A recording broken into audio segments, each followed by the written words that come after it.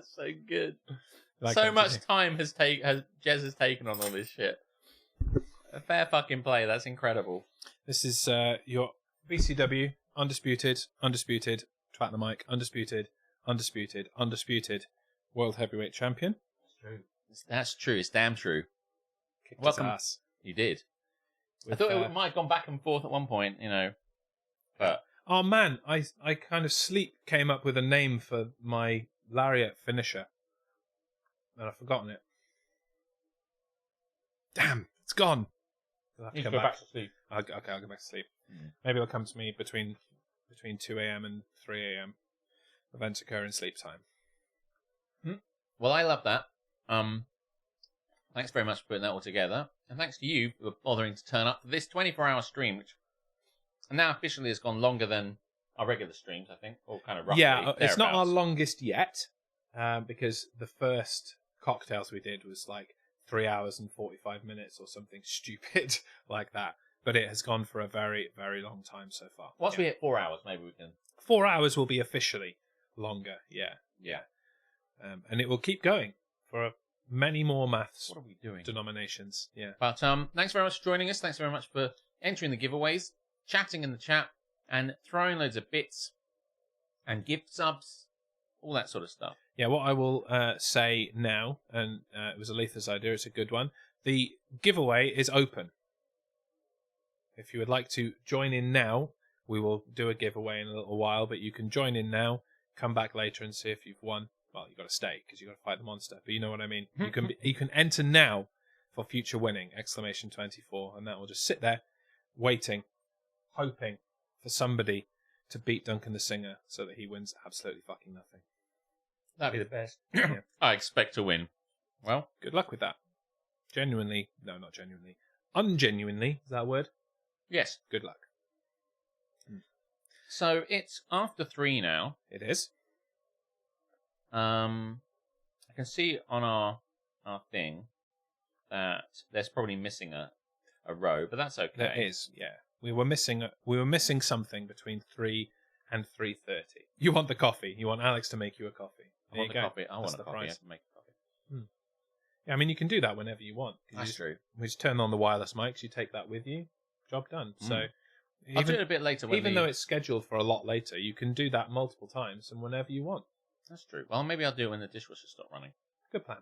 Yeah, can you hear the dishwasher, by the way? I hope not. I don't imagine they Haven't can. really thought that bit through. But I think we'll be all right with these microphones. We'll probably be okay. Yes. Will there be any special guests on the 24-hour stream? Yes. We already had a guest to kick us off. Aletha came and gave us a taste test with some different spaghetti bolognese. DuncanTheSinger, the artist known as DuncanTheSinger, has announced that he will be joining us at 5 o'clock. Yes. So it's like when you have a lineup for a festival. He'll probably be late. And they kind of like someone leaks that they're going to be, at Glastonbury. It's like, okay. Yeah. Um, Can't hear the dishwasher that no was for. I thought It's you were like when- denying your appearance on this show earlier. No, I didn't. I wasn't there. It didn't happen. It's like when Chapel Bailey went, no, thank you, because they put a comma in there, and I was thinking, it just looks like, no, thank you. No, thank you! Just like, because I was saying, thanks very much for coming on. I said, no, No, thank you. I'm gone. See you later. No, thank you. Yes, and possibly more, And possibly but they haven't. another one. They haven't revealed Oh, themselves. actually, yeah, I've got maybe a message. Let me get my phone. Where is your telephony device? Oh, here. Yeah. Should probably look at my telephony device as well. Make sure that we. Oops. We are. The other one. I'm going to Oh, trip yeah. over myself in a minute with this fucking... There's my predictions. Thank you, Harmstone. There you go. We Right, are. let me just have a... And we are live, in case you didn't know. I was trying to put on a advertising the 24-hour stream, and I got so far to put something right 24-hour before we had to do. Oh yeah. Well, what we said what we were going to do was record a little quick live on Facebook. Should we do that now and say that we're live? And Oh, I thought you wanted to make us live and put it. well, we can't do it with that because it's in use. I was just gonna do a little thing on the phone, and we'll say, "Hey, we're live." Yeah. I've never done it, but we can work it out. Is it going to... Okay. But is it going to go live, or is it putting a live thing on live? I don't think I'm really explaining myself. Like, I don't know what you're talking about. You can go live on Facebook. Yes, that's what I plan on doing. Right, okay. Yeah. Because if you go live for like 2 minutes on Facebook and then go away, by the time anyone's joined, we've gone. That's what I'm saying. Yeah, so what would you rather do? Put a reel up? Yeah. But I'm just like, I don't think anyone's going to join us from that, basically. No, I think just find the thing that I think live would be better, I think. Hmm. Not that I know how to do that. Does anyone know how to go live on Facebook on your mobile? I'm just going to message. Oh, maybe it's from here, is it? Live video. There we go. So you message him and then I'll make this do it. Talk amongst yourselves for a moment. I can confirm that Dan has sent his 3 sets, plus the one yesterday. It should be 4 events over the course of the weekend. Splendid. I need more Mr. the Singer in my life. Absolutely. I have the right amount of Duncan, I think, in my life. He should be in the middle of watching football right now, I guess. Yeah, it's the last day of the Women's Premier League, is it? I think. Yes. We are live at twitch.tv/ You do your thing. DGMS live. Do you know what? If 3 hours. Oh my god, 3 hours into a 24-hour stream. If you are on Facebook, by the way, do come over and join us, and you know. What time? Can you say 7:30? Yeah, that works. 3 hours into a 24-hour stream and going strong. I better write 19:30, otherwise he'll think it's tomorrow morning. Come join us. That's that.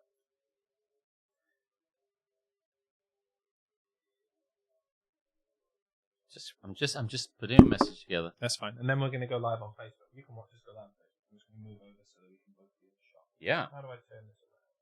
Turn around. Rotate. There we go. We'll do it that way. Oh, yeah. Oh, I need to turn my auto rotate on. We did this the other day, didn't So we? we're live on this and going live on this. Yeah. That's super double live. What the fuck? Unable to open the camera. Well, you did, didn't you? Oh, my description's gone. Okay. Right, you ready? Yeah, what are we going to say? Whatever the fuck we want. Love it.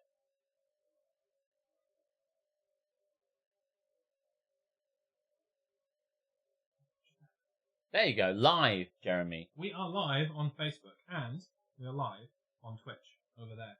And we have been live on Twitch for the last 3 hours. 3 hours. See, that's nothing, Jeremy. 3 hours and 10 minutes even. Well, 3 hours because we were late. Yes. Obviously. I don't want to keep saying we're late because we're live at the moment and then they'll all have a go at us for being late. Listen, there's a lot to do in this stream. There's a hell of a lot to do. Like, these clever graphics that I've made don't make themselves. They don't make themselves. They really don't. But that is all to say that we are live on Twitch. Twitch.tv/DGMS live. We are in the midst. Well, not the midst. We are in the midst. Is it? I thought midst was actually the middle. I think midst covers the entire any period between the start and the finish. Okay. We are in the midst of a 24-hour stream over on Twitch. Do make sure you come over and join us. We've got various giveaways. We're doing literally every segment we've ever done. So if you've ever watched one of our reels here on Facebook, there'll be a bit of that. Plenty of Am I the Arseholes to come. Yeah. Very soon, in fact. Yes. According to the schedule, which I've got on this thing. I've got way more than we have on here. So we could just kick into that very soon. Oh, yeah. Actually. So if you like Am I the Arsehole, do come over to Twitch right now. Yeah. We're about to do it. But twitch.tv/DGMS live. We're here until 12 midday tomorrow UK time, which is another amount of hours. So many hours. So many hours. Hello, April. This was... Good morning. Oh, my goodness me. It's not morning for us. No. But it will be morning before we have finished. I have to say, this is a stupid idea. This is a ridiculous idea, but we're doing it anyway. It was your idea. Oh, yeah. I wanted no part of it, but you bullied me. That's true. That's what I did. So there's so many segments, so many things to do. It's 3 o'clock now. We're going until midday Sunday. Plenty of time to hang out. Yes. I'm trying to play to both crowds now because I'm looking at that camera. We're on Twitch. We're on Facebook. Yeah. But we're no longer going to be on Facebook. We're going back to our main stream. But do come over and join us. Twitch.tv/DGMS live. Sign up for an account for free. Chat along with us. Many, many things are happening. Yeah. We can come back onto this later, maybe. Yeah. And do another one. Do a YouTube one, do an Instagram one. All these things. We'll do what we want. But cool. For now, goodbye, Facebook. Yay, child is now wearing headphones so I can turn you up. There you go. Post to profile. There we go. There's our sleeping faces that Duncan posted. Oh, yeah. Well, not sleeping. Gurning under a thing. There you go. You probably couldn't hear me throughout that. Sorry. Apologies. But that's a job done. So, do we want to do the thing? New or old? I've got loads of old ones. Let's do some... you want to do some old ones? That way that we've got them, we can put them out. Yeah. That would be amazing. Yeah, That's should we do that? clever. Let's do some old ones. Okay. Right. Have you done that? Yeah. Just don't want to interrupt. We will have a guest on at 7:30. Okay, excellent. Guest at 5, guest at 7:30. They may overlap. See, they may well overlap, which might cause troubles for our setup. But they are both very loud. It's fine. I'll just take a nap. I'll just go and sit in the corner and take a nap. It'll be fine. So yes, all I'd say is that stay with us here because we're about to do some Am I the Arseholes? We're going to do another giveaway. Then we're going to eat some food. Then we're going to drink some drink. And in the middle of this, we've got 2 guests. And then by the time we get to the end of the day, I'll want to fall asleep. So, here you go. There's 2 for you. Yes. I've got 2. Let's just fucking do it. Old. Here we go. Right. In that case, introduce the segment, dear boy. This is a segment we like to call Am I the Asshole? Am I the asshole? No, it's the children who are wrong. Stings are working. I really thought you were going to press the other thing, Asshole. Um, No, I've done that joke. That joke will rest until maybe midnight. yes. I mean, never again. What is Am I the Asshole, Alex? Am I the Arsehole is a wonderful little subreddit kind of area where wonderful people, terrible people actually, normally posit situations where they found themselves maybe the arsehole and they want the opinion of the internet to resolve it. And thankfully then we read them out and then we chop them into little bits. The post, that is, not the people. Although sometimes they deserve it. And then we put it onto Facebook and places. You know that, like, everyone's digging it on Facebook at the moment. They are. We surpassed 6,000 followers on Facebook yesterday. So that we is went our to 5,000 on Monday. Yeah, that is our second highest follower place. Yeah. Can't words. When we started doing this, it was immediately big on TikTok, and it kind of went a bit crazy, and then it kind of really slowed off. And what wasn't helping, obviously, was we had times when we just weren't doing it. Yeah. But Facebook has always been reasonably steady, and now recently it's just gone crazy. So thanks, Facebook. There you go. Yeah. But I think, I haven't looked today, but it may be that we will surpass the TikTok follower, which is our highest, very soon. Let's have a look. Yes. Yeah, 6,265 on Facebook so far. 6,265. Wow. Yeah. So, in this segment, we have got a selection of Am I the Arseholes that we have read previously on this show, way back at the beginning when we first started doing it, and they are wonderful, but they are recorded on a potato. Yes. And obviously we need better than that to be able to use them for TikToks and things, so we're doing them again. On this beautiful Facecam Pro from Elgato. Which is working very well so far. Yeah. So that's why you're getting them again, and in many respects, maybe you never heard them the first time. It's true. Yeah. I don't even remember reading this one. There you go. Yeah. I mean, lots of you have joined us fairly recently, so you won't have heard these back in the day. But there you go. Yeah. This one is one of my favourites. I'm very excited to read it again. Would you like to go first? I will. I don't know this one at all. There you go. Okay. Am I the arsehole? Yes, you are. For refusing to change, even though I was apparently making someone seriously uncomfortable. You will remember it when you read it. Am I the arsehole for refusing to change, even though I was apparently making someone seriously uncomfortable? So I have a very unique sense of style. No, you have a unique sense of style. You can't say very. It's unique or it isn't. So cunty. So I have a very unique sense of style. You said that last time as well. Did I? This, by the way, as I said it, I bet I said this last one. I always wear black dresses and lace and black ribbons. I don't own an item of clothing that isn't black. I have long straight hair that I dye black. We get it. You like black. Black, black, black. And wear black makeup. I love it. I feel confident when I'm in my gothic clothing. I understand that's a little odd. I actually don't think that's odd at all. A lot of people like wearing goth clothing. If you are a goth, is it just clothing? Yes, right? Yeah. Yeah. Like, if you're Chinese food is just food. So Yeah. if you're a goth, your clothes are just Clothes. Yeah, I totally agree. A few days ago, haunted mansion chic. A few days ago, I had a get-together with a few friends. One of them brought his brother, whom I hadn't met before. When the brother came in, he immediately started acting strangly towards me. Yeah, I think they're the asshole if they're trying to strangle you at a party. I think it's meant to be strangely, but... That makes more sense. Seeming very nervous and stuff. Fine, I understand I look a little different. What year is this? This isn't like 1850. You boy, what year is this? Why are you wearing all black with black hair and black lips, lace and chokers and stuff? Like, what is your problem? Fine, I understand I look a little different, but I try my best to make him feel welcome. A few hours passed, and the brother suddenly stated that my style was making him severely uncomfortable.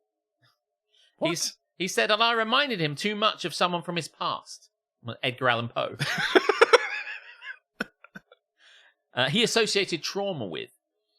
He asked if I'd be willing to take off my makeup and my clothes. He didn't say that. Take off my makeup and maybe change my clothes. I told him to go fuck himself. It probably doesn't say that. It doesn't say that. I was completely stunned and just said no. My brother got extremely upset and told me he knew he was being unreasonable, but I looked too much like that person in his past. And please take off the makeup. No, by the way. Was that... No. No. I then performed 2 Unlimiteds, No Limits. Man, we're rocking the 90s today. Rocking the suburbs. I continued to refuse, and he eventually left in tears. The top half of him left, then the middle section. Our friend group is divided, with half knowing that my style is huge on who I am, and the other half stating it was only for a few hours and it wasn't a big deal. Half of my friendship group are cunts. I have got rid of them. You really need to stop doing that. People are not going to know what's on there. I know. I can't resist it. Honestly. But I think it was a big deal. If I had done it once, it would have set a precedent for every time this guy came over, I would have to dress and look completely different, just to suit him. What he wants, not what you want. If he was so uncomfortable with my style, then his brother should have warned him. Also, get the fuck over it. So, am I the asshole? No. I think Alex is got a clear stance on this one. He thinks it's totally reasonable that she should change her clothes. Edit. This seems to be important. His trauma was that his ex-girlfriend had denied his magic proposal. I want to play magic with you. Well, I don't want to. You can be red. It's a deal breaker. Nope. His trauma was that his ex-girlfriend had denied his marriage proposal, and she apparently looked and dressed just like me. So you went out with someone that also had a goth look, and you wanted to marry them, and they said no. And now every time you see a goth girl on the street, you go, oh. I mean, people get rejected every day, mate. Like, get the fuck over it.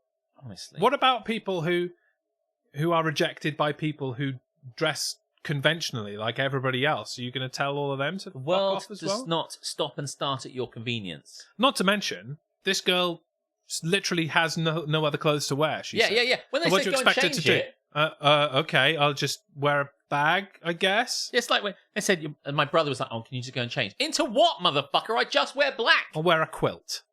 What are you talking about? Why should I change for anyone? If anybody, anyone who's got a style like this is the kind of person who won't change for anyone. If you've gone out and said, I've made a bold statement about the way I am, those are the last person. If someone said, listen, Alex, I used to go out with someone and he wore this kind of checkered kind of top type thing. Can you change it? I'm like, yeah, this is just the shirt I wear. I don't give a fuck. Only I wouldn't change because fuck that.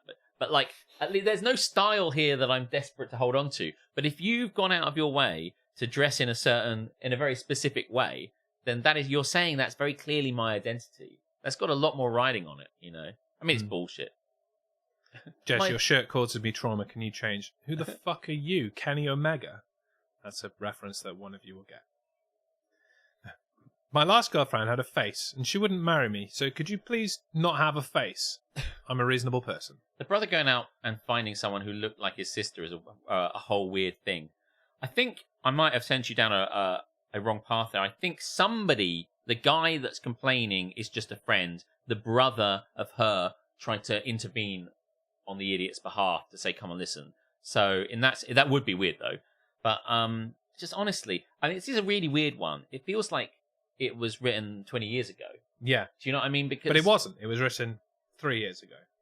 See, this is so weird. But I don't think what times world are we have changed living in? very much in the last 3 years. I think it was fairly dated then. People have extreme senses of style and fashion. Not extreme in a bad way. There's no pejorative nature. They're just like, I want to look like this. Yeah.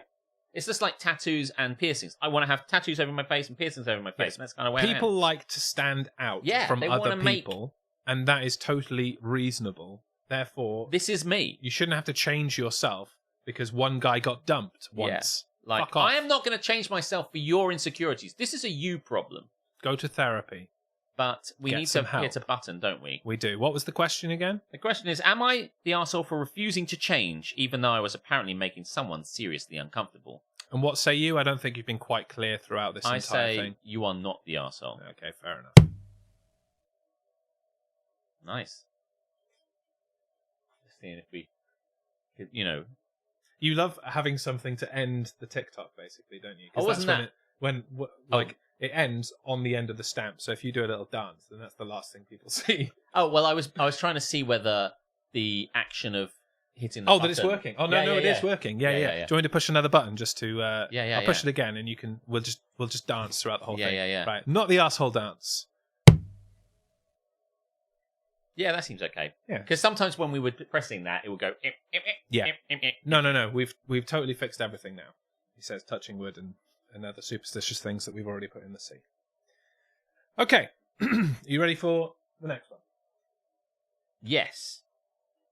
Yeah, I'm going to rip it up and throw it over there. Cool. I won't do that when I'm finished because I've got 2 on one page. When 2 become 1. I love this one. And I hope you do as well.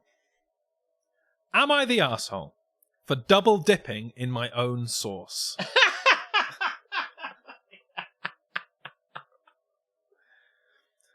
So at the table, me and my girlfriend was eating McDonald's. Oh, God. It's mate, but sure. I got nugs and a quarter pounder with fries. Was it that guy from earlier who can only eat nugs and fries? I got my girlfriend a Big Mac and fries. I dipped my nugget into my sweet and sour and took a bite out of half the nugget. Then I dipped it back in and did the same with the fries. All of a sudden, my girlfriend has a panic attack and is like, "Oh my God, did you just double dip? That's disgusting!" And started, fanning herself. Oh, God. Get a grip. I guess she couldn't handle it anymore and just went to the living room, saying that I had no table manners. They're in the living room? They're in her house or his house? In my head, they were sitting in McDonald's. They're just at a table. So it says at the table, so I guess their dinner table. They bought... You see, when it says I got a Big Mac, and in my head, they were sitting in a restaurant. And now as soon as you said that, I had to transport them to somewhere else. I'm like, shit. The whole image in your mind just, morphed I was moving the cop cam around the house. Yeah, I was thinking about the Folkestone 24 hour, the West Park Farm. That's where I could envision, I can't say words, them sitting. The 24-hour McDonald's. Yes. 24 hours, you say. Never catch on. No. At least we know there's somewhere to eat. Sorry. She is pregnant, so I thought she might be thinking irrational right now and just being over-dramatic. So I called a friend, and he said that was absolutely disgusting and that you don't do that at the dinner table. What? I was confused, as I know double dipping is bad when you're sharing sauce salsa or any other dip when sharing, but I don't think it's wrong when it's your own sauce. Do what you want with your own sauce. Now I'm wondering if I do have bad table manners, and if I am the arsehole. So, yeah, I think what's happened here is someone's understood about double dipping being bad when you're sharing something. Yes. And then they've just gone, double dipping is bad, full stop. It's End always of conversation. bad. Yeah. If I have nugget, my sandwich, my nuggets. if I If he's not sharing the sauce, what's the problem? Is what everyone's thinking. Or even if he's sharing the sauce with his significant other. Like, you've had more of them in your mouth before, bitch. Like, don't double dip your nugget, but put your cock in my mouth. Yeah, that works. Sauce, sure. Wink, wink. Not the arsehole for the sauce. You're the arsehole for your comments about your irrational girlfriend. I mean, she seems pretty irrational, mate. It is fairly irrational. She's confused about double dipping. I don't think it's because she's pregnant, though. I think it's because she's fucking weird. Can a man not enjoy his succulent Chinese nuggets? I've seen that now, and I understood that reference. I see you've learnt your karate well. I think it's so stupid. Such a good video. We should have Are dubbish you that. touching my penis, sir? That would have been a good dubbish. I just don't think it's just so good. Yeah. I mean, look. You're at a loss for words. I am. I want nuggets now. Well, maybe that will be what is chosen for us later. What I love is not the fact that other people are going to choose my food. Is that what we're doing? Oh, son of a bitch. We can't do that. These guys are fucking idiots. Thanks for joining us here tonight on the 24-hour stream, this afternoon, rather. Yeah, you're very used to saying tonight. This is the earliest we've ever Don't Get Me Started, it. Yes. Yeah. What's interesting, he goes like, I'm just dipping in my own... What are you talking about, you crazy woman? I'm just dipping my own stuff. It's mine. It doesn't matter. And she's like, I think that's disgusting. Don't worry. I'll ring up my mate. Beep, beep, beep, beep, beep, beep, beep, beep. No, he rung up his mate. Yeah, he rung up his mate. To see if he was being, like, disgusting or not. I'm dipping my stuff in my sauce. Is that... No, what? Like they're on a cartoon.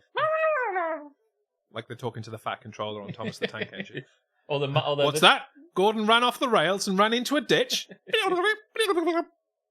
What's that? The express is waiting? Send Henry. Gordon, leave him there. Fucking prick. In Peanuts, it was the teacher was like, wah, wah, wah, wah, wah, wah, wah, wah. If you ever watched that, then No. Charlie Brown. Sounded like Pingu. Yeah, Charlie Brown would like they sit and you'd see all of them sitting in a row being taught, and then the teacher would be like, wah, wah, wah, wah, wah, wah, wah, and the person would be like, 12. It isn't? 13? Oh, wah, wah, wah. Nope. Not Newt, which is what people said after stabbing Pingu. Yes. Not Newt, motherfucker. Das ist nicht Newt. There you go. As they say in German.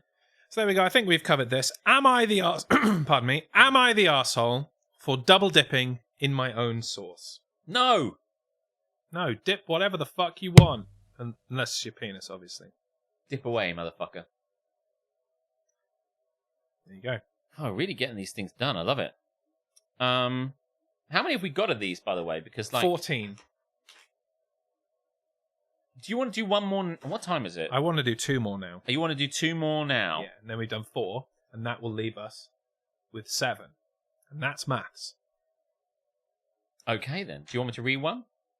Yes, you next, yeah. Okay, Yeah. yes. Let me just fill up my... I mean, cup. we've got the time, you know? You know what I'm saying? We've got plenty of time. Yes. Might as well smash this shit out. By the way, I asked our special guest, who for some reason I'm hiding who it is when it's obvious who it is, Yes. to bring round cocktail stuff. Cool. And the secret person said that they would. I can't wait for that person to come crashing in and slam bottles around. It's going to be great. You already have stuff and I already have stuff, so I don't want to go crazy, but I didn't know whether... Well, Does he need to? Because I can tell him not to bother. yeah, tell him to bring something to make one special thing. Do you know what I mean? He doesn't need to bring everything. Because you're right, we have many alcohols. And we also have to stay up all night, so having lots of alcohol probably isn't conducive to that. I'm just letting him know. Could be anyone, Harmstone. Could be literally anyone. Could be Reese. Could be Reese. He's well-travelled. He's a well-travelled man and he knows his alcohol. So, there you go. Reese would have told me. Oh, Reese would have told me. Your bosom buddies like that now, are you? They hung out on Eurovision. They did, yeah. And the picture of them, of Harmstone and Reese, selfieing on Eurovision, was like a grizzled, world-weary pair of BBC cops in a cop drama. They're like, you should see the picture. Like Reese on one side and his massive beard, and like Harmstone on the other side, and it looked like it was pulling a face. Fucking Juliet Bravo or fucking Morse. No, Morse looked, but you know what I mean? Like some sort of kind of like, fuck me, someone should be murdered in Bun Oldswick, and I need to fucking. Oh, guess we better. This world-weary expression of both. Like, there's a photo of me that day, obviously, and I'm like, yeah, and I've got all like, rainbow cheeks, and it's like Eurovision, and they're like, well, best we better watch Eurovision. Fuck all else to do up north. You know? It's grim up north. Never was there a final case for both of us. One of them dies. It's the end of the season. Spoilers. Jesus One of them Christ. dies. Yeah. Now, I'm assuming this is a reference that you get, because I do not. Says DuncanTheSinger, my Nick soap dish just fell off the wall. I presume he named his soap dish Nick, but there's an episode of this is reference to the episode of The Tick, where, I don't know if you ever watched The Tick. I have not. The Tick is a big blue tick, and he's a superhero. It's a cartoon, and he goes around fighting crime against stupid criminals. It was very funny. It was like a It's on Prime, isn't it? I think. Yeah, I'm trying to think of. I mean, they did a live action version of it as well, but it used to be a cartoon. And one scene, he goes in. They all have to have fake names. They made a load of fake names up. So everyone made fake names, and he comes up with the name Nick. He's going to be called Nick, and he goes in and busts into this place. That's totally fake. Like nobody's called Nick. And he goes in, and the person says like, "Okay, and what's your name?" He goes, "Nick," and he goes, "And what's your surname?" And he's like, "Oh my god, shit!" yeah, like, I think over the thing, he goes, "Nobody told us we have to have second names." And he goes, "Nick, soap dish." And he goes, "Really?" He goes, "Yes, it's French." And the bouncer goes, "Really? It sounds more made up." It's just a stupid Nick soap dish. And any time I used to play a monster at Curious Pastimes, we'd ask them to do monster slots. I would always be Nick soap dish every time, just in case someone had to ask me my character name. We always played the same. We always played the same character. So whenever I go monstering, which is not very often at Curious Pastimes, but when I do, whether I'm a zombie or a skeleton or a wealthy landowner or a random Norscan stealing crops. Norscan? Is this a Star Trek roleplay? It is. No, I wish it was. Norscan from Norska. Like a kind of what am I trying to say? Norse mythology. I got you. I would be Nick. Not an angry, horned-faced, like giant creature dude that stabs Picard in the heart. No, spoilers. But if you haven't watched TNG, what the fuck are you doing? It came out in like 1990. Yeah. And 1987, whatever. We're approaching the 30th anniversary at the end of it next year. So yeah. Sort it out, mate. Anyway, am I the arseholes? Just sit up. Make yourself comfortable. Sit up. Yeah, I'm probably going to stop sitting on my leg at some point. Otherwise, it's not going to last. Just adjust myself. Bear with. Here we go. I'm surprised that our resident Nicks did not bite on that insult. Nick is a loser name. Am I the arsehole? Undoubtedly. For expecting my wife to stick to our agreement. By the way, this is a very long title. Could you not have fucking shortened this? But I'm just going to keep it that. Am I the arsehole for expecting my wife to stick to our agreement? I'm going to have to go more. That I don't handle our child's bodily fluids due to extreme squeamishness. When it was her idea. Listen, mate. This is the whole story in the title. Have you not? Can you imagine reading this guy's fucking essays at college or whatever like that? Run-on sentence city. Just fucking. Come on, you can do it in one go. Let's go. Okay, I'm gonna do it. Am I the arsehole for expecting my wife to stick to our agreement that I don't handle our child's bodily fluids due to extreme squeamishness when it was her idea and I made it the number one condition of having a child before we TTC? I don't know what some of those things mean, but I'm going to cut to the chase and said, am I the arsehole for expecting my wife to stick to our agreement now that we've got a kid? You're the arsehole. Next. You're the arsehole for fucking writing this bullshit, mate. Think of what does a title mean to you? Have you never seen these? Oh, what a fucking... Yes, TTC is trying to conceive. Oh. Yeah, I thought it was like, I don't want no scrubs. TLC. Yeah, that's Yeah. trying let's conceive. Right. Okay. That's like the Japanese translation of it. Ah, okay. Trying let's conceive. It's the number one condition of having a child before we... Oh, I remember this one. I think this guy's a cunt. I mean, the title didn't immediately tell you that, regardless of prior knowledge. When you're a cunt, you're a cunt all the way. When you're a cunt from the title, there's no going back, is there?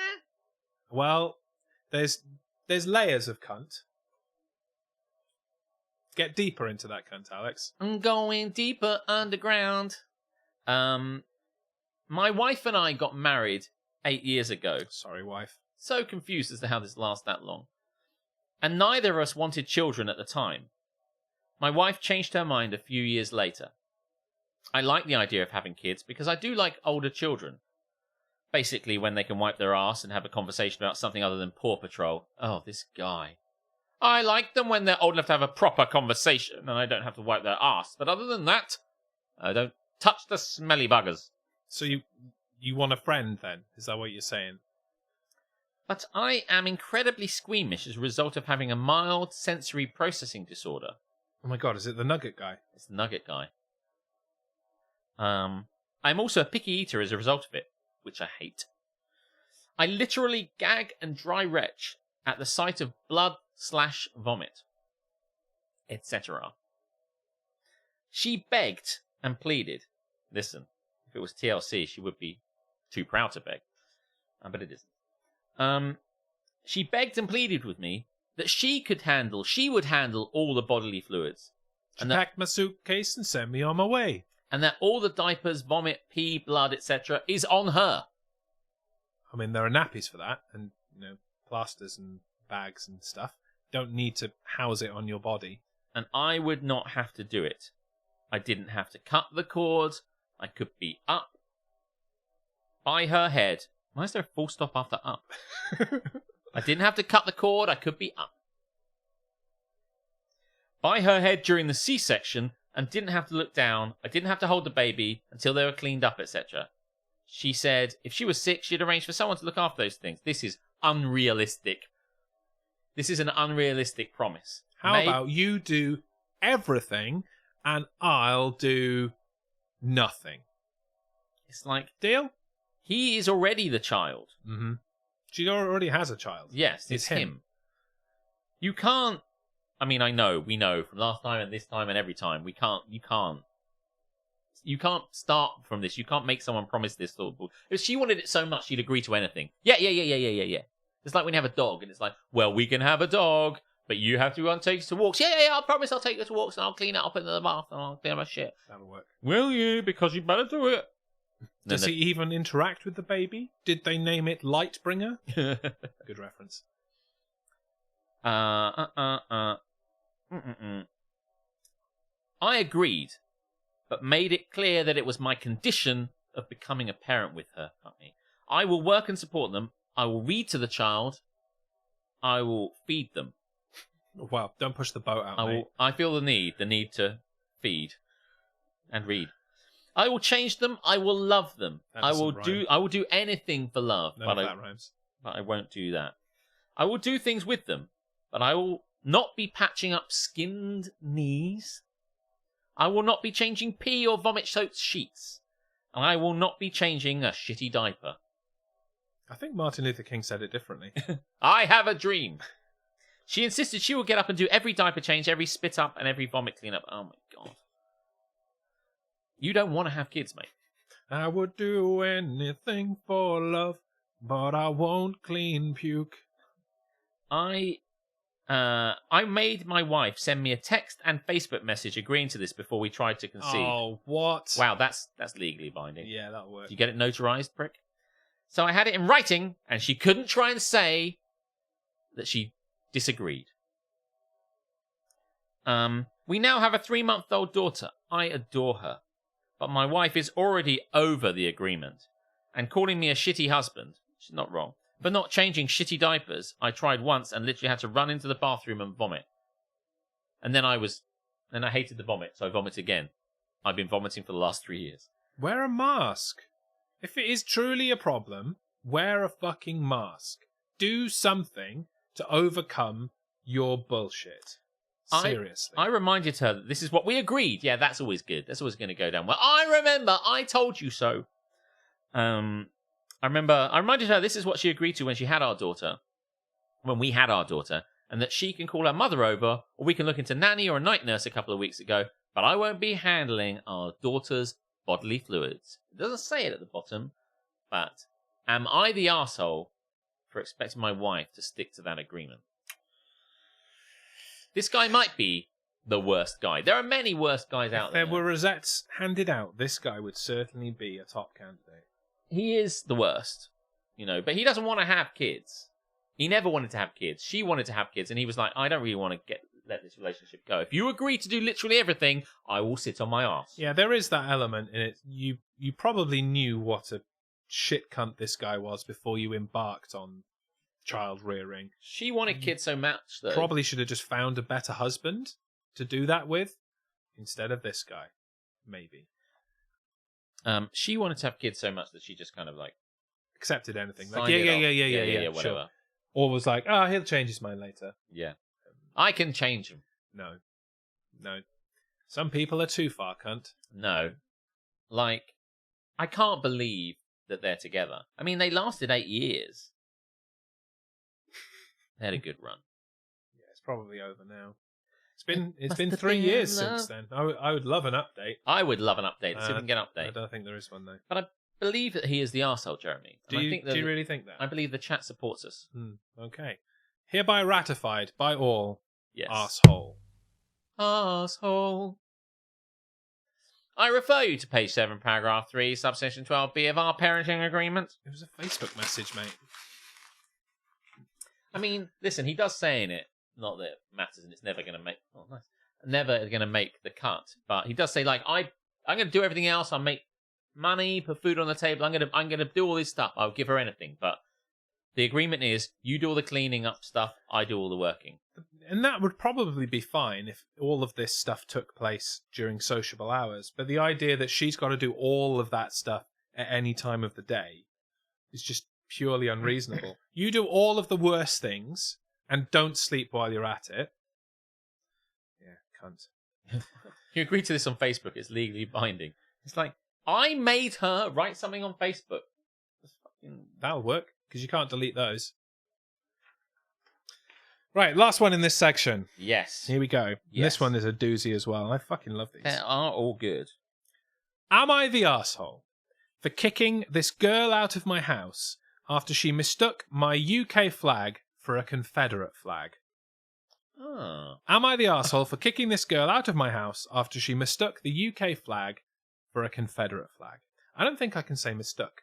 Am I saying that right? You said it right then. Did I? Mistook. Mistook. Is that how you say it? Say it again. Mistook. Mistook. Oh, I think your emphasis is on the stuck. Mistook. No, it's still right. Should it be? Mistook. Let's all say it at home. I don't know if I'm saying that word right. What's the context of the word? A mistake.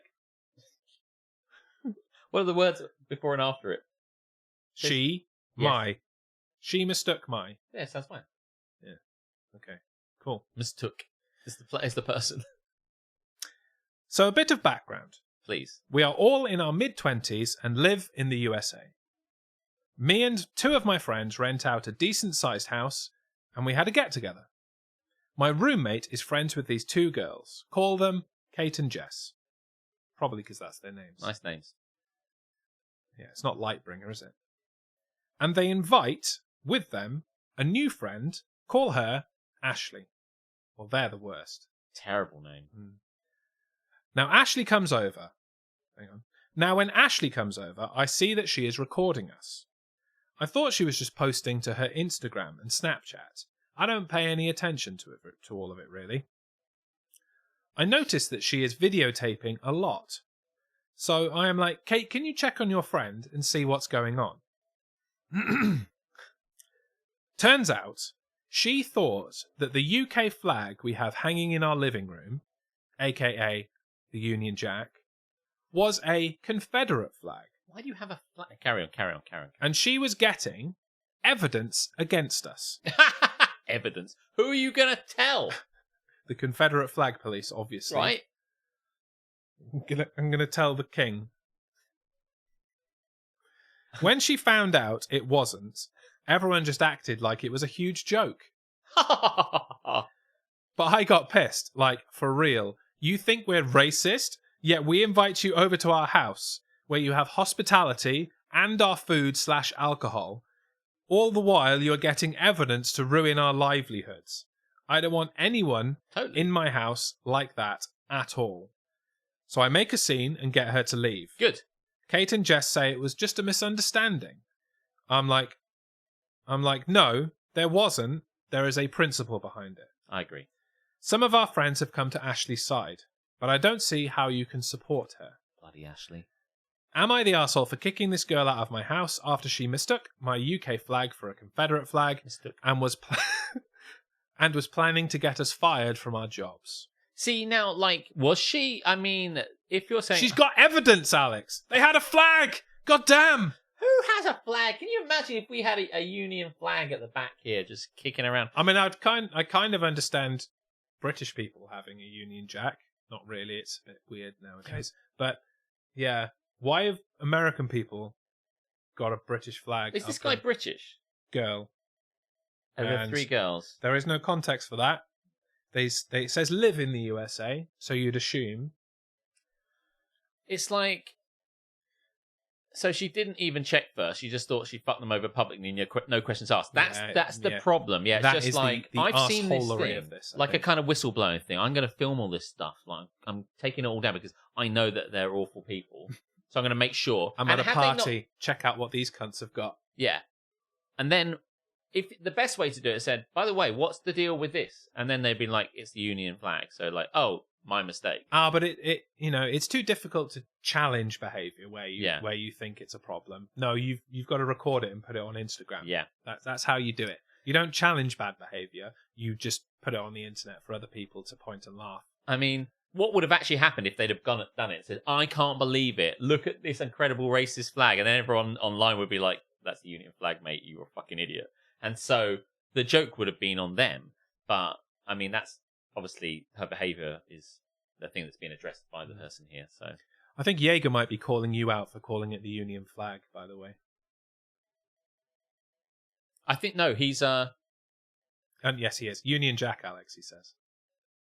Is it not the Union flag? No. It is a common misconception. It's called the Union Jack. I think I'm right. Oh, really? Yeah. I think I'm 100% right. It's only Jack at sea. Yeah. You Jack at sea, mate. Yeah. It's the Union flag. Yeah. There you go. That's why I was saying it. Then by all means, tell him and vicariously me to shut their mouth. Just saying. There you go. I thought when he said Union flag, he was correcting the person in the story. He was trying to correct me. Oh, Jaeger.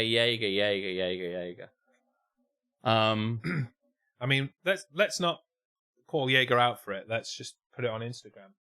Yeah. Let's film him saying. Just let the public point and laugh. Oh. Yeah. Okay. So, anything else to add? Thanks, Harmstone. Appreciate that. No, I don't think there's so much. It's just a strange situation because it's like clearly someone come around acting like they come around, have a party with us. We're going to hang out. It's like, well, I was going to have a party, but I think I might gather evidence to make sure your lives are shit. And it's like, why don't you get the fuck out of here? The thing is, what this is, regardless of anything else, is that some people are like, oh, she was just making a mistake. But like some people do need to make a stand, I think, basically. Yeah. And if there was a Confederate flag up, then yes, that does need to be called out. But again, the way that they would have gone about it, were it actually a Confederate flag, is completely the wrong approach. So, yeah. The question, am I the arsehole for kicking this girl out of my house after she mistook the UK flag for a Confederate flag? What do we think? Not the arsehole. Absolutely. Not even a little bit. Get them the fuck out of there. Get out of my house. It doesn't matter if you can throw someone out for any reason. I don't give a shit. It's my house. It's your house. Yeah, get the fuck out. Get out of here. Ching. Right then. Cool. Well, that filled that time, plus more. 5 to 4. At 4 o'clock, we've got written down nothing. Yeah, we've really fucked up this time of the day, haven't we? We just missed an hour somewhere, I think. Part of it was because we accidentally put the 24-hour clock to be half an hour. Yeah, which it I'd takes written like 3 down seconds. and intended to correct, but then didn't. Because I made a note to correct it and then didn't correct it. But it doesn't matter because I knew we'd just talk in the end. Yeah. We'll just shift everything up. We haven't had a giveaway in a while, though. No, should we do a giveaway? Because we were going to have a giveaway at 1:30, which is long gone, so that's Yeah. fine. Should we do a giveaway, and then shall we do This Is Happening? This Is Happening. Yeah. And that'll probably take us on to... Perfect, because we didn't have that scheduled otherwise, and that would be a bit silly to not do This Is Happening on a 24-hour DGMS stream. Yes. Okay, last call then, because we have given you ample opportunity to get in on the competition. Exclamation 24 if you would like to enter the competition for the myriad of wonderful prizes that we have. None of them crap. Action figures, books, Yeah, beans, Transformers, both stuff. candy and baked. I'm just going to... I don't know if I'm in there, but you can kick me. Ah, yes, you won the last one, didn't you? Ashley did. Oh, yeah. You are not. Diego can return. You are not in there, Ashley. So you are fine. In Jaeger, you are free to return because there has been a gap. Yeah, I've got this on the screen. You can't really see the names; it's too small. But it is helpful when the competition is happening. Then you can see it. It's nice and big. 4 o'clock almost. I don't have a clock for that. I've got a fun clock every 3 hours. If you were here for the 3 o'clock clock, then good for you. So far, still awake, which is good. I mean, I would hope so. Yeah, I'm feeling a bit tired. You know, I was feeling tired when I woke up. it's been a long time. In the competition so far is Keris, Duncan, Jaeger, Aletha, Harmstone, Nova, and Will. Any last takers? Any other lurkery loos? I don't know why I just said that. Please kill me. Lurkery loos. Bean boozled. Spinner included. Wow. There's some people who do not have happy faces on this. Caution, contains weird and wild flavours. For the record, I expect to win. Well, if you've put it on the record, Duncan, then I'm sure it will Jelly Belly. not happen. What flavours here? I should have Old brought Bandage? I should have brought the open packet for us. But Liver and onions. while the actual flavours and the doing it doesn't make me feel sick, when I've eaten a few of them, just the jelly beanness of it makes me feel a Stinky bit socks. bleh. So I didn't want to do it on a This 24-hour is the stream. fucking worst. Who wants these things? Maybe you should enter. Get your phone out. Get an exclamation 24 in there. Put always be chatting in, and then you can have the beans. Is there and any? then you can eat them all. Is there any new bandage? No. I There's mean, no fresh bandage flavour. I defy you to identify the taste difference between new and old bandage. Yeah, That's a but they challenge I don't want to they take. taste like how plasters smell. If you know what I mean. When you open a packet of plasters, that kind of plasticky Oh. smell. They taste like that. Yeah. Well, you could win these. You could, and then you can find out truly what old bandage tastes like. Shall Shall we begin? Hit the button. Here we go. Is it sounding? It is sounding, and I've turned the sound up a bit, so you two can rock out with us.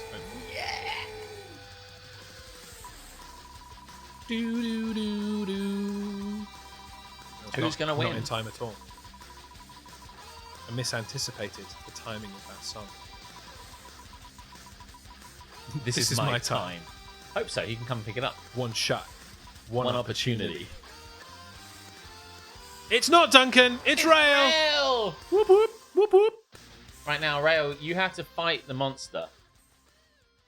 So we're gonna bring it up. You have to type anything, Rail, to Yeah. win. Something like, "You suck, Duncan." You suck, Something along Duncan. that line. Suck it, Duncan. Fucking loser. Sorry, Duncan. The shit is mine. Yes.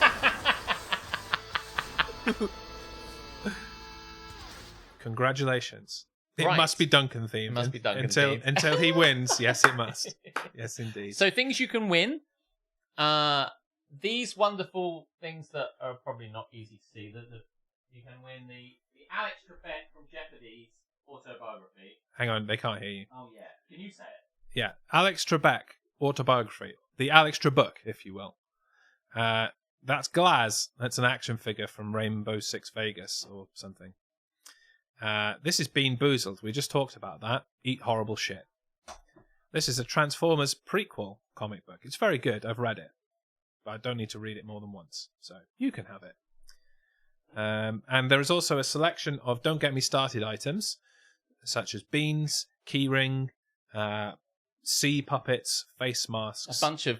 there is no physical sea passes in there, but I'll write you one and say you can put something in the sea or take something out of the sea or all that kind of stuff. I mean, there's quite a lot of them in there. Yeah. Anything in there... Some people have already got that already, the DGMS goodie bag. So what would you like, Ray? Ray, what would you... Anything you want in particular? Have the Grim Beans. The Grim Beans. The Grim Beans. There you go. Yes. Well, I'm going to see you, presumably, in a week's time. Oh, there you go. So Postage saved. I can bring you the Grim Beans, Grim Beans, presuming that you're at event 2, which I'm certain that you will be. Great. I'll put them on the pile of stuff we've already given away. Yeah. Okay. Right. So you adjust yourself. As we move into our next segment, do make sure you use your channel points to tell us what is hap and what is nap. Haps are good things, naps are bad things, and we haven't done This Is Happening for a few weeks, so that you should have plenty of things to talk about. And Dr. Fruitbat, I will say, your time is now, RE Eurovision. I think now is the time to discuss that. Oh yeah, we can discuss that. Yeah. Because he did say earlier, and I forgot about that. Yeah. 4 o'clock. 4 o'clock now, officially, surely. 4 hours. Officially, the longest we have done, yes. Even with the late by 10 minutes at the beginning. Yeah, we have never been on air for this long as Don't Get Me Started. As Don't Get Me Started. I've done 12-hour streams before. Have you? Yeah, I've done 3 12-hour streams. I have... Which is 36 hours. There was a point where I did a few 5-hour streams in the sense that I started at 7 or something like that, or 7:30, and I went on to like 12:30 or something like that. Like when on those Thursday streams, there's times when me, Nova, and Ashley were still doing stuff. And it's very easy for me to run from 3 to 4. You know, a lot of that stuff went on from 11:30 and stuff. So, but I've never done this as Don't Get Me Started. So it's new. No. So what is the longest you've done, you reckon? On my own? Yeah. On my own, 5 hours, maybe? Yeah, I was going to say, I'm sure you've been close to 6 hours. I reckon 6, maybe 6. Oh, motherfucker. What have you done? Spilled drink on myself and your sofa. Is it so egregious that I need to go and get something? No, it was just like a dribble. Cool. I dribbled on myself. We might need to meet up again. That was super fun. Yes! Yeah. Yes. We'll meet again, in the words of Vera Lynn. Yes, you need to get your ass over here. And we probably need to get our ass over to Boston, to be fair. But Yeah. Listen. I need to go back to Paul Revere's house. That's very, very difficult to manage the logistics of 2 households going to one place. 2 households. Both alike in not being in Boston, really. Right, let's crack on then with the segment that we like to call This Is Happening. In a world filled with haps and naps, 2 men have risen above to bring you This Is Happening. Right, we're over here on the left. Are you able to see that, or would you like me to pop it out? Over? Kind of, but I can like lean a little bit and just read. Do a little lean. Okay. Okay, let's get to the beginning, because I think people have been dropping them in from the start. Thank you very much for all of the bits and subs and everything that's come. Like, that's very generous of you. And it will go to a good cause, us driving across the country. Okay, here's the first one. Hap from Harmstone, Jeopardy Masters, which is a Masters tournament of Jeopardy. I've seen the beginning of it. It is very fun. So it's the Masters tournament. How is that different in some way? Is this like the best of the best? It is. So previous winners, people that have won tournaments of champions or special tournaments. I was going to say are in it. They've done this before, though, right? Like a kind of. They do the tournament of champions very regularly, and they do. I can't remember what it's called, or it might even be the tournament of champions. I mix them up. But at the end of a season, the people who have been there for an extended amount of time, because you win, you stay on Jeopardy. So if you've been there for more than a week, they tend to dub you pretty fucking good and bring you back for the tournament of champions. It is. So now the Masters is like the best of the tournament of champions. It's the best of the best of the best. Man, yeah. Can I just say what happens in that situation? Because normally when I watch Jeopardy, it's not every time. You normally get one crazily good motherfucker and then one person that's all right, another person that's shit, or one crazy good motherfucker and then two shit people? Well, in this, Are they all just really amazing? they're all really amazing, but then it comes down to extra strategy, like choosing how much to wager on daily doubles, and basically you have to bet all of your money, and you need to get it right, which never really kind of comes up in the others.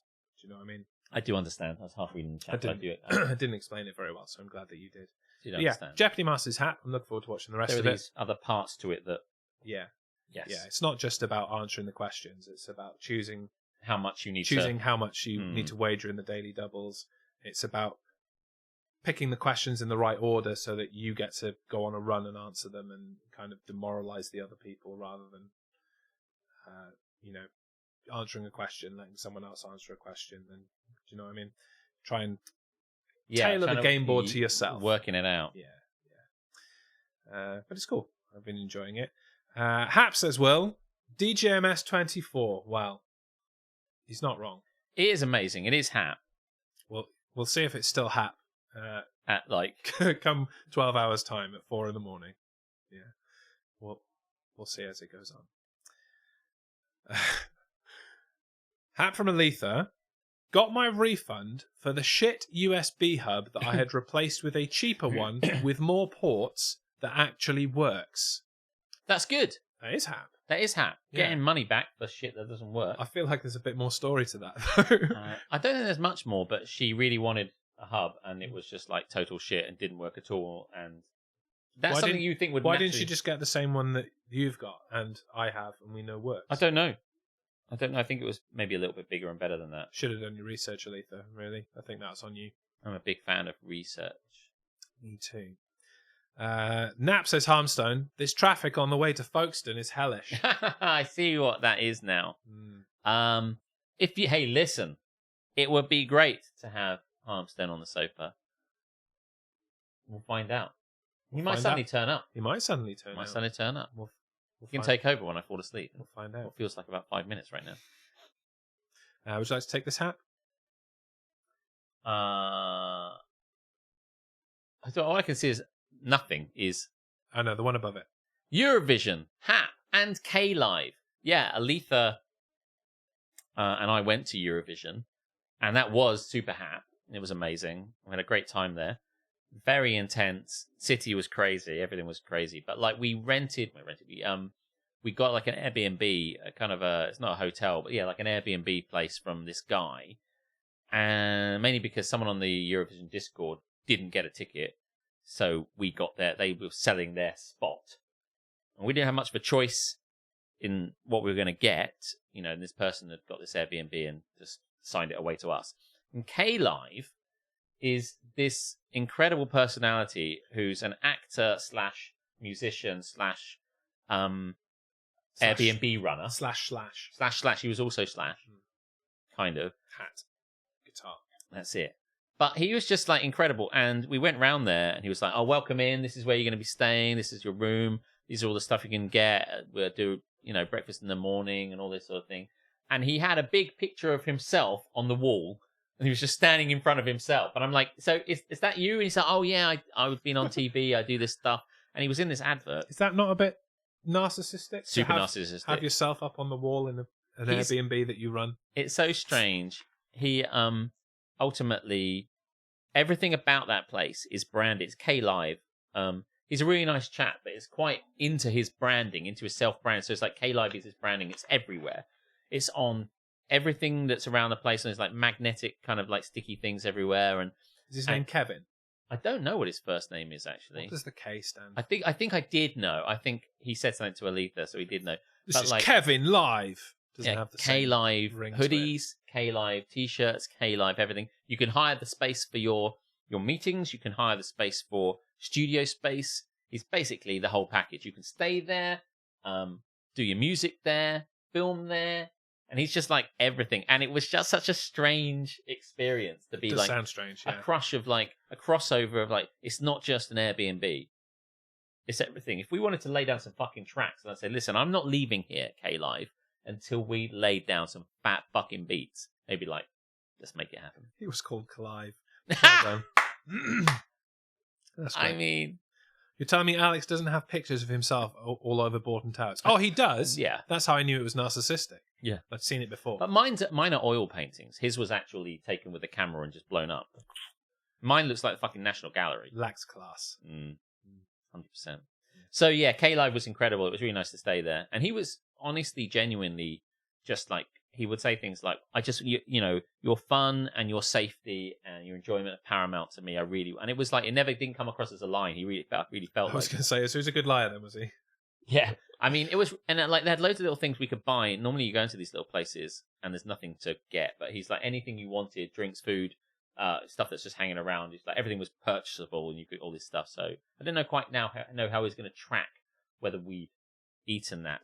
Maybe he always puts one packet of biscuits in there, and that's how sometimes they do this in hotels. But so the Airbnb experience was crazy. So there, it certainly was Hap, and I really would. And he said at the end, "Hey, listen, can you make sure you go on and go into like Booking.com and give me a great review and all that sort of stuff." Did you? No, but I knew that was coming. But the thing I would say is that we didn't book it.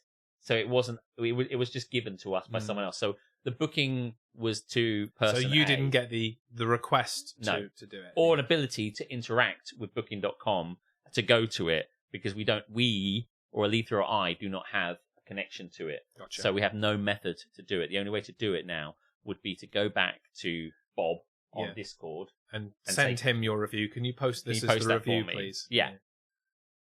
We would have done it. I felt like I wanted. Aletha would have done it. You maybe not so much. Well, she's got a genius record or rating to uphold on Booking. I don't really care. Do you know what? I was just going with she's kinder than you. Yeah, that is true. That is certainly true. We tried to find a place to park. He said, "Yeah, good luck with that in fucking Liverpool." K-Live said, because when we got out the car, parking outside his place, there's lots of space to park on the road and this dotted area. I'm like, okay, and then on the wall it said, residence parking only, and you can free park there any time between this very small window of months. Like basically, it's near Anfield, so it's probably any time that the season isn't on, because they don't want people coming in to watch a football match and parking outside people's houses. Well, I mean, fair. Anfield's got its own fucking parking. Just fucking park there. So sure, but some people are like, maybe enough. they've had to pay for it, and they don't want people to park outside. So as a result, there's loads of signs that says residents, can't park here, can't park here. Then we knocked on the door, and K-Live was talking to us, and we said, "Oh, so we can't park outside?" He said, "Oh yeah, you can park outside." And I suspected that we couldn't. So you didn't. We didn't, because I thought that was a risk that I didn't want to take. Yeah. And you'd seen loads of people who are parking there already who had little parking permits in their car. And so I'm like, no, we can't park here. So we went on to I'veRentedMyDrive.com so you can fucking park in it. I love those places, yeah. That'd be a great URL, by the way. Right. Really easy to remember. So we found a place. We went around the corner. It was literally like just a couple of minutes drive away, nothing more than a minute or 5 minutes walk away into this estate area. And we paid 30 quid to park on this person's drive. But for the whole weekend, basically? Yeah, for the time we were there. And when we got there, the person who was renting it to us had already parked their own car in it.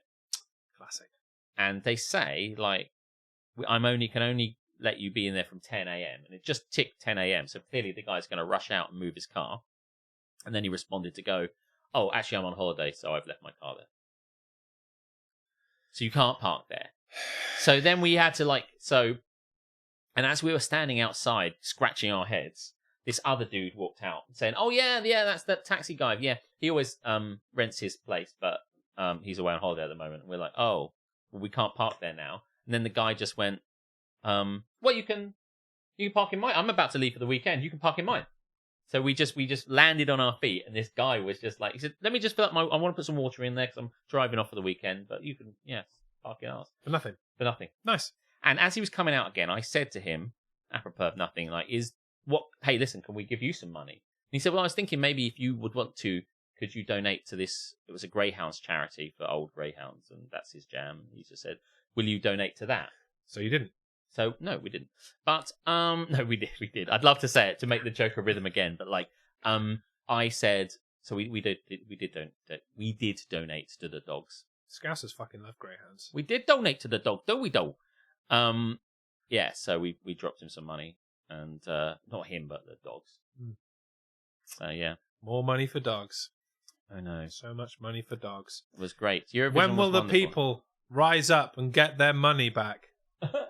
I actually said to him, like, I said to Aletha, he won't know if we don't donate because we have no. And I thought I could have got his details and sent him something to kind of like, thanks very much for this, mate. Blah, blah, blah. But we just didn't think of it. He drove off and Shove a bar of chocolate through his door or something. yeah, What gift can I get him that'll fit through his letterbox? Wine? No, It's that won't rock. go. So I'll yeah, have to smash his window so I can put a bottle of wine on his doorstep. Our donation was less than the money we'd have paid, so we were like, fair Nice. enough. Yeah. We did the right thing. That's all I can say. You had a good time at Eurovision. Yeah, I mean, it was incredible. It was very hot, very sunny, very busy. We didn't really go much crazy into the bars because once we were there, we got there like that day. We went to Martin's, stayed at Martin's, and then we went across from Levenshulme to Liverpool. And once we were there, we went to have some food. And once we found the place and could check in at like 2, by the time we'd gone in, come back, got checked in, and we went to a bar outside the place, and then we were in. So there wasn't really a lot of opportunities for us to kind of explore. We did actually. We found a place that was selling, giving away vodka. We found a place like an ice cream van, which was run by Stolly, who was just kind of giving away vodka and hats, with hats and hats and hats and hats and hats, and it's a big spin the wheel of vodka and win a hat or some sunglasses or some vodka. So we went and had free vodka and hung around in Liverpool, and everyone was having fun doing selfies, and they're all blinged up and loving life, basically. Yeah, I do like Liverpool. I don't think I'd live there, but K-Live's a big weekend. fan of it. He said, I used to be in London, but this is the place to be. And I'm like, okay, cool. But like, we went in there, and it was, we'll get onto this, obviously, because we're about to get onto it with, in general, but Dr. Fruitbat wants to talk about it. But like, the experience as someone that loves Eurovision, to go into that colour and extravagance and fabulousness, and everyone's up for it, and everyone's having a great time, was like no other as a live experience goes. I was just like, intensely mind blown. Loving, cheering, wooing, singing like 100% of the time, and exhausted. Yeah, I'm not surprised that you had a great time because obviously being there is a whole different experience. Yeah, but I would just like to say this year's Eurovision was fucking shit. It was fucking terrible, honestly. And I don't know how many people agree with me. Most of the people that I tweeted at and replied agreed that it just was not the standard of the last couple of years. It's strange, it's hard to kind of tell, really. I always think that I have an understanding of what Eurovision is or should be, and I know that it changes, and I've watched it change. And I always thought it was like really super poppy, because for a long time it was, and then it got a bit dancey, and it kind of responded, I think, in a way to what people wanted a little bit more in Europe. And then I realised that they were sticking all this stuff on like YouTube early. So once that became a thing and the world was able to access all these things ahead, then people were kind of really pushing things that people could get. Yeah, I'm not really a fan of that either. And like, I would much rather we don't really hear the songs too much until the final. I know you've got to have prelims and weed out some people, but still, yeah. Yeah, Duncan disagrees and saying, I really don't agree. I thought the song quality was higher than usual. No, I thought they were all very, very kind of samey, very average. I just feel like I've been spoiled the last couple of years because the last 2 years have been really good. And yeah, I wasn't, apart from, I think it was Estonia. I think Estonia was the only one that I actually rated. The rest were all just, they weren't bad, but they were just fine. I'd watched a lot of them in advance to try and get a handle on the ones that I thought might be good or ones might win. Had a few in my head that might do well. And then hearing them a lot, some stuck in my head a bit more than others. And so, okay, fair enough. And then watching a bit of the semi-finals and seeing some which I thought that should go out, and it did, or whatever. And just assessing. And on the night, it was a very different experience. Seeing that sort of things live, some stuff which I thought would be bad. And because, strangely enough, and I was talking to my boss about this, was that like the live stuff coming out in the stadium was not as good. This was a performance built for TV. For television, yes. So if you went to see Adele in concert, and there's no TVs, you'll get this incredible audio experience. When we went to see this, I'm not saying we had a bad experience because it was tremendous, but the sound it was a bit like, when we did DGMS 100 and we realized we had to do it for people watching at home, for people being there. And that was a difficult one. And we had to make a choice of do we tailor it for the live audience or do we tailor it for the viewing Twitch audience? And luckily in the end we were able to do both. But there was that conversation It's like, how do we... We might have to prioritize one over the other. Which of those do we prioritize? And the answer for us would have been the people in the room. Yeah. But you're saying the answer for Eurovision was the people at home. Now, there's more of them. It makes more sense. It does. It wasn't terrible. It wasn't like it was where we were. It was like, can't hear a thing. But you could tell one thing is you're in a crowd all going, bah! Like that at the top of their voices. So you're kind of at the very front. The speakers are kind of coming out and you're kind of maybe not getting the whole thing. And also, they're right in front of you. There is a level with live performance where you have to turn up the speakers so loud that it just all sounds like noise sometimes. And there's a degree to that. And sometimes you're thinking, oh, I'm glad I know the fucking words to this stuff. In other ways in which it was like ready for them, or ready for the audience at home, is that at one point, I can't remember who it was, there's somebody lying on something in the center because the whole thing comes out like a big kind of catwalk and there's somebody lying. And we were just like to the side of that. So the whole thing, we just was like, just saw like a... So it's not, and I get that, and that's the live experience you're kind of subscribing to. And by the way, had you been at the front of that, because we were at the side of it, had you been at the front, you would have seen it fine. So it's all, but then we were close to something else, so it's all about that, and I don't know. But suffice to say, I have to say, I thought the quality was kind of the same as normal in some regards, but it's hard for me to judge it in the same way as you judge it for the reasons I just outlined. Yeah. The other aspect of it was that I felt like the judging, the judges judging, as it were, not the public vote. Yeah, like the jury vote. I feel like that was completely way off. Oh, really? And I do wonder if it's because they weren't judging that night; they were judging the previous performance the night before. And again, they're in the room. Yeah.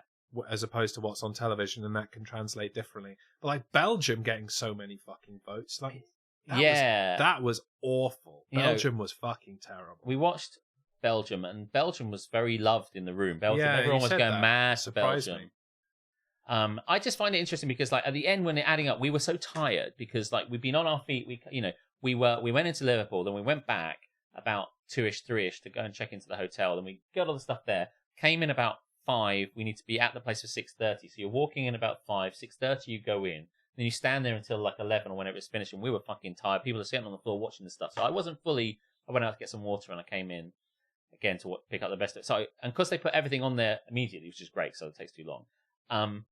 I don't think I was fully taking in everything that was being given. Although I knew that the big number, like Sweden's going to get a lot. And we're just going to watch if Sweden gets it or doesn't get it at that point. But yeah, I just like, I don't know. What I did think was that by and large, the singing seemed to be a lot better. In my head, I didn't have a problem with a lot of their singing, but it wasn't like you had a lot of iconic songs. Maybe is what you were hoping for. Pretty much what I'm saying. Yeah.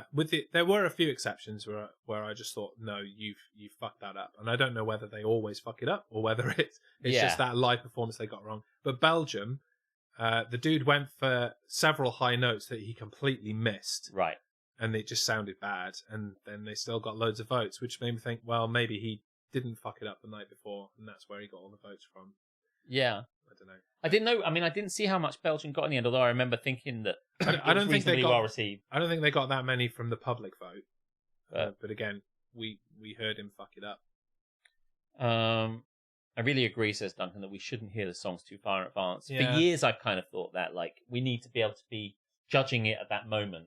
But I mean, the week before is fine. If you have like a Eurovision week and they release the songs on the Monday, and then you just bish, bosh, bash, eliminate people, get through to the final on Saturday, and it's done. That's probably a decent timescale. But some people have been listening to the Eurovision songs for months before we reach Eurovision, and that's just too much. And like Loreen, who won with Tattoo for Sweden, had previously won with Euphoria, which was another big fucking banger. And like they're big on writing big songs, and she's big on singing them, and the whoever's writing them, like Euphoria was another big fucking tune, So like they really wanted to go for that, and so they basically said we're going to send back a previous winner. It's like basically saying like we'll just send in like Roger Federer again to like win this fucking the tiny tennis tournament. I mean, that's what Roger Federer has consistently done, is send himself back in to just win every fucking tournament. Right? It's just like if you had a tiny thing and it's like, well, we want to win, so let's send in our previous winner. And that's cool. I guess they really want to have the 50th anniversary of ABBA. If they can come back to Sweden, which they have, then they get to do the 50th anniversary for ABBA. Yeah, that'll sell tickets.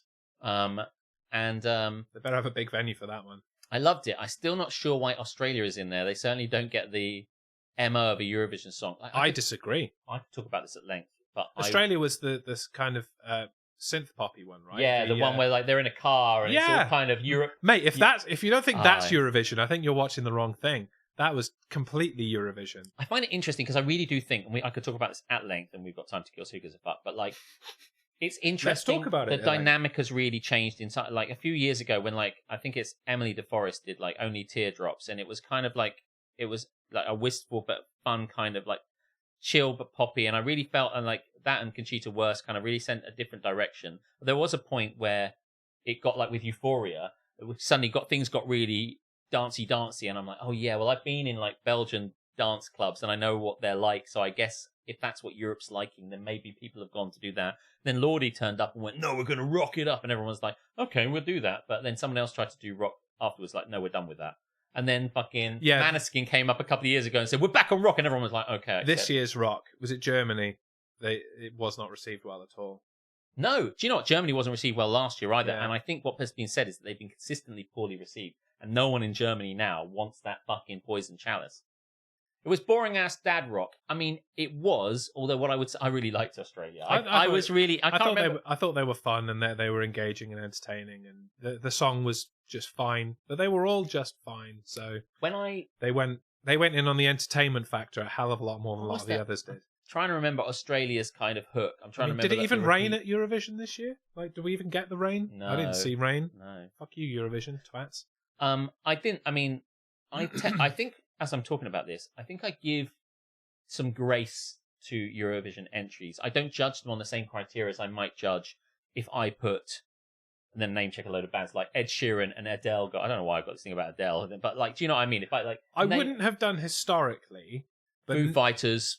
But now that the songs are released far in advance, they are polished. They are actually looking for high caliber people to enter Eurovision. I think they should be judged just as rigorously as your Ed Sheerans. I think you're right. I think they're right. I just know that at the moment, I think maybe I just have this sense in me where I'm just like, this Australian song is not as good as something Dave Grohl wrote.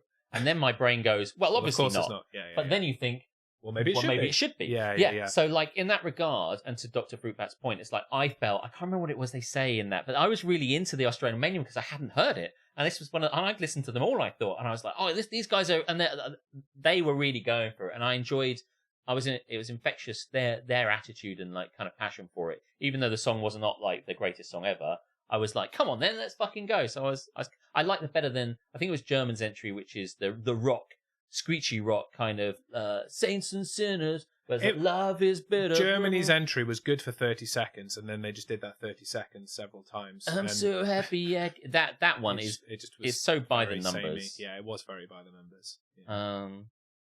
But it's strange, really, with that sort of thing. I'm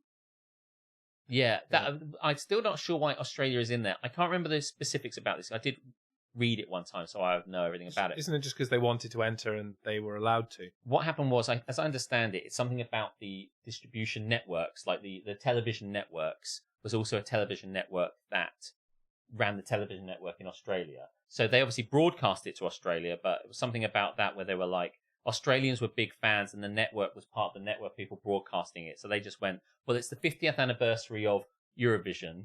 Can we let Australia in? And everyone went, okay, go on then. And then they just stuck. and then they just went, well, fuck it, let's keep them. And I think what happened was a year afterwards. And then they said like, well, if they win, they'll have to host it, and they didn't win. And then they were like, let's let them back in. So it was kind of born out of an anniversary thing.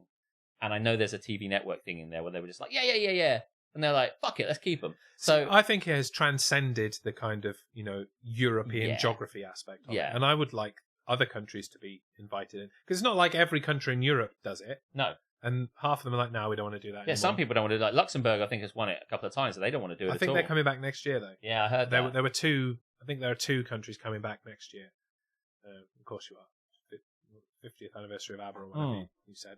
But I find it interesting because sometimes you're thinking, what is this? Was this the best you think you can do? And I don't judge people too harshly because they're creating something. And I have this natural, I try and want them to do amazingly. But sometimes I'm like, oh, fuck this shit, what is this? So, I mean, I felt that about the British entry. It's like, really? We're hosting it, and this is and the this best. is the best you can put forward? When I first listened to that one, I thought, oh God. And then after I listened to it a bit more, it's the one I've sung the most, even though I'm not a big fan of it, because Man, it's I got agree. got in my head. I liked it the least. And so it really irked me when people were booing when the UK weren't getting votes. Like, of course they didn't get any votes. It was shit. Yeah. Yeah, it's hard. But we should be able to. Every country should have a decent songwriter. How are they doing it? What is the concept? How do they make it? You know, what is the process? I think at one point we had like a Song for Europe competition, but now it just seems like the BBC just picks someone and Yeah. And you can always trust the BBC to pick the right person to do the job, obviously. I mean, we've hit in some way with Sam Ryder, but like it could have gone very differently. And now you look at Sweden. People talk about it's about who wants it more. You know, you hear that on the football field. Who wants it more? Sweden wants it. They put a lot of time. It's about effort. If you were playing this as a board game or a resource-driven board game, it's like you have this amount of time and space and money to put into things, and we'll put 3% of our time, our creative and culture budget into Eurovision, and fucking Sweden has gone, we'll put 85% in, and just that's nothing is more important than Eurovision. We are all in. Yeah. The UK intro was fine for radio play, awful for Eurosong. I haven't heard any of the recordings for this year's Eurovision because none of them captured me. Whereas last year I was like, right, I'll go and listen to that. I'll go and get that. I'll go get this. Just none of them resonated really. What I found also, like, everyone loved Finland, and I remember going into it before when they were looking at who was going to win. The bookies' favourites, one of the bookies' favourites apart from Sweden was France, and I thought, oh, France. I started. France were not good. Right, I really liked France, but when I first heard it, I was like, oh, what is this? This is not good. But then there's a bit in it, I can't remember what it is, where it starts to kind of crack in, and I was like, oh, okay, yeah, I'm into this. And then when I watched it again, by that point, I'd heard it a few times, and I was like, yeah, okay. But even so, their performance was just standing in one place very high up. Whereas I didn't really rate Finland, and I thought their cha cha cha cha cha cha cha was just super kind of bing bang a bong, kind of like classic. What was that again? Bing bang a bong. Okay, cool. I think Bing Bang a Bong was a Eurovision song. It was a legitimate song. I'm pretty certain Bing Bang a Bong. So like, you know, a lot of Eurovision songs come up with a kind of, this is where the whole, what's the Iceland one from the Netflix one? Ya Ya Ding Dong. It's like, the reason why Ya Ya Ding Dong is so popular. It's because it's got the word ding dong. I mean, it's catchy as fuck. It sounds like the penis. But we vote for it. Ya Ya Ding Dong is making comedy from the stereotype that Eurovision songs are always sounding dumb and stupid. So when Bing Bang a Bong one or whatever like that, everyone thinks songs have to be stupid. So when Finland wrote cha cha cha cha cha cha, it was like using that kind of thing. And my face, I was like, you're just saying cha. What is this? This is like, Finland was the one I probably disliked the most. I was just like, well, if it tells you the level that they were appealing to, it was my daughter's favorite. Cha cha cha cha cha cha. But what I loved about Finland was they had this relentless insanity on stage. Like, but this is not the Eurovision coolly staged people running along like this in a kind of that is it's part of it, but it's not. It did seem very light on choreography. Like, nobody really had a massive group of people. There was maybe 6 dancers behind everyone. Yeah, I mean, they're only allowed 6 people on stage. Oh, are they? Yeah, that is the limit to people. Has that on always stage. been the case? Yes. Yeah. I seem to remember more. That's why you'll see. You know, there's one in like Bulgaria, all these old kind of like Eastern European women sitting around a cooking pot, and there's one person singing and then 5 other people. And when those, I think one of a group of women in a very dramatic one, with something about sisters, I can't remember what it was, lots of big handprints coming up on the screens behind them, and there were 6 of them. And it's like 6 is the number, yeah. You don't have to have 6. Like the guy from Portugal who won, Salvador, I can't remember, but Duncan will know, was just one guy, you know. It's just like, listen, this is a soulful song, my sister wrote it, I'm just one guy, I'm doing it. And you'll get some people who, I do think a big choreography will help, and I think every opportunity you've got to get and impress on the audience, especially if your song's a bit lame, have people run around like this and then get together in some human centipede. Yeah, but the problem is, even if your song is a bit lame and you've got epic choreography, everybody's already heard it 6 times, so it's not going to resonate anyway. Yeah. But there you go. There was a hap or nap about Eurovision. I'll just find before we move on to other things. Naps is Dr. Fruitbat. The jury system is a sham. 36 jurors to 26 public vote blocks. This is obvious gerrymandering, and it must be opposed. Finland were robbed. Well, there you go. I mean, I presume it's prorated. I mean, I don't really think about this too much, but so you say 36, so like the amount of countries that entered, I think it's 36. There was a rest of the world vote as well. I didn't know how that quite worked out, and it wasn't on. I wasn't watching the TV, so I don't know. But like 36 countries. I didn't entered. notice the rest of the world vote being announced. I heard there was, but there was rest of the one, world. wasn't there? Yeah. They did say that at the beginning, but I didn't notice it at the end. Yeah, I didn't know anything about At that. that point, I was like, yeah, get to the winner so I can Right. go to bed. So I don't really know how that worked, but ignoring that for one moment, I just presume that with the 36 original countries, i.e. the 10 that never made it, can also vote. Then you've got the 26 people who can vote because their country's made it through. That discrepancy of 10, I didn't, ultimately you've still got 100% of the votes there, however they vote, is gonna be prorated amongst the people, Yeah. I don't know. You might be right. I never really I've never considered even it. considered what the weighting is. I mean, The waiting is the hardest part, as Tom Petty tells us. But 50-50 would be fair, surely. they either win or they lose. Half jury, half public. Oh, I see what you weren't even making. I wasn't even making the joke. No. But yeah, I mean, you could prorate it and half it, basically. I don't know. It was only recently when they made it very, very transparent, like what the public vote was doing, all that sort of stuff. And the way they've changed it, like they do that at the end and they bring it down. They start from the bottom and they bring it up. I like the way it's done in the... All I know is I like the way it's done, but it takes far too fucking long. Really takes too long.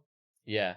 I don't really know much about really I do. Yeah, it's much better. They used to give the 8s, the 10s, and the 12s. Now just get to that douze point and just like lean into it, which is great because that's what it's known That's a good for. way of doing it. Yeah. But I don't know about like the division of that sort of stuff, and I guess neither do I really care because what I tend to notice every year, and it always flies in the face of any geographical like neighbouring voting, is that the main songs will out.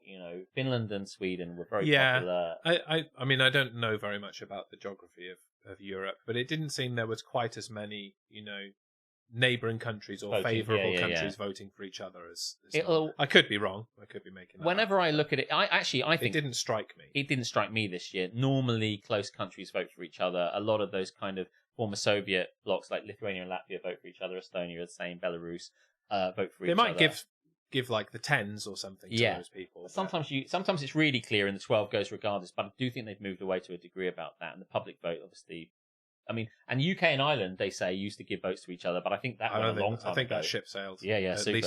At least in 2016. But I never see Belgium and France or Belgium and Netherlands giving each other points so much. And they would, wouldn't they? You'd expect that. But even if they do, I think mainly that is always overwritten by the fact that the good songs will out, basically. And we're talking a lot today about Eurovision because I went and it was great and stuff like that. And we've got time. Our music industry is fully captured by Simon Cowell and he must be stopped. Is he still? I mean, do they still do? I thought he'd fucked off to America Pop and star? was really concentrating on America now more than But is that? I mean, I don't know. I mean, I don't really know anything about it. The X Factor is his current one. Right, and I think that is still going here, even though we were promised it was cancelled a couple of years ago. It was lies. It didn't happen. I kind of think that it would be great to run like a big, right now, really work it out. Let's start getting ready. The road to Eurovision 2024. There should be like a Eurovision style contest based around the counties. So each county has to put forward their person. A song for Kent. Yeah. And then the winner of that goes to Eurovision. Yeah. So it's a whole UK-wide thing. Yeah, and then we vote for like song for Kent, a song for Wiltshire, a song for Hampshire. And they all get to vote in. It's exactly the same as Eurovision, but there's obviously less because it's just the counties. But all the counties get an entry. Yeah. All the counties get a vote. Yeah. There's a jury. Yeah. And it's all the same. And then we actually put forward someone who's actually won a competition. And then we all vote. Picked by the fucking BBC. Right? Then we all vote. And then that resulting song, which was probably made as good as the person could do, gets all the fucking money thrown at it to like fucking whiz it up in a studio and make it fucking amazing. And that's how we get Duncan and Alex the Euro song. Yeah. I would love this shit because it's more stuff people would watch it. There's a real appetite for it. I actually feel that may be the first time, and it's just like an echo chamber because I was there and like you're amongst people that like it. But I really do feel there's more of an appetite for Eurovision. I'm saying Eurosong now, but it is Eurosong. But... Almost like Britain's Got Talent. Yeah, but less shit. Yeah, but like, you know, Britain's Got Talent. I mean, that's a different thing entirely, isn't it, I suppose, because that's like juggling dogs and blah, blah, blah, and skateboarding kids. And... Well, actually, juggling a person juggling dogs. Chuck another one in. That's a good use for dogs. But like, if you would say something like X Factor and say, okay, you know. Yeah, I mean, you could do like the winner of the X Factor gets the entry. But I do feel like... I'd be okay with that. Britain's... Yeah, I mean, if you did sort it out like that, I mean... I just feel like they should have to do something to get the Eurovision place, not just be tapped. I'd be fine. Listen, that's it. If you... Earn it. I think we missed the arrival of Rooster as well. Hello, Rooster, Rooster. almost 5 hours in. How you all feeling? Horse. Yeah, do with a drink. Welcome in.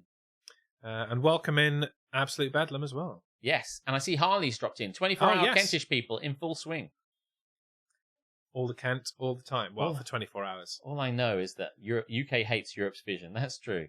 But just the difference between our proposed system and X Factor. X Factor is just like, we go around the country and we'll trawl like a big fishing net around people and we'll find people we think will be TV worthy, not always necessarily the best. Whereas if you said, that's not a voting system. I mean, I don't know if the public votes at later levels, but I think you're saying like, if you do a song for Kent, how do we get those first few? You've got to how do you become the Kent entry? Yeah, so, the Kentry. I haven't thought that far ahead, but we are having fun. Yeah, we are having fun. And Ben from Absolute Bedlam says, "Hello, you ruddy lot. Good luck on the stream. Looking forward to meeting you soon." Yes, Ben is going to be on the stream.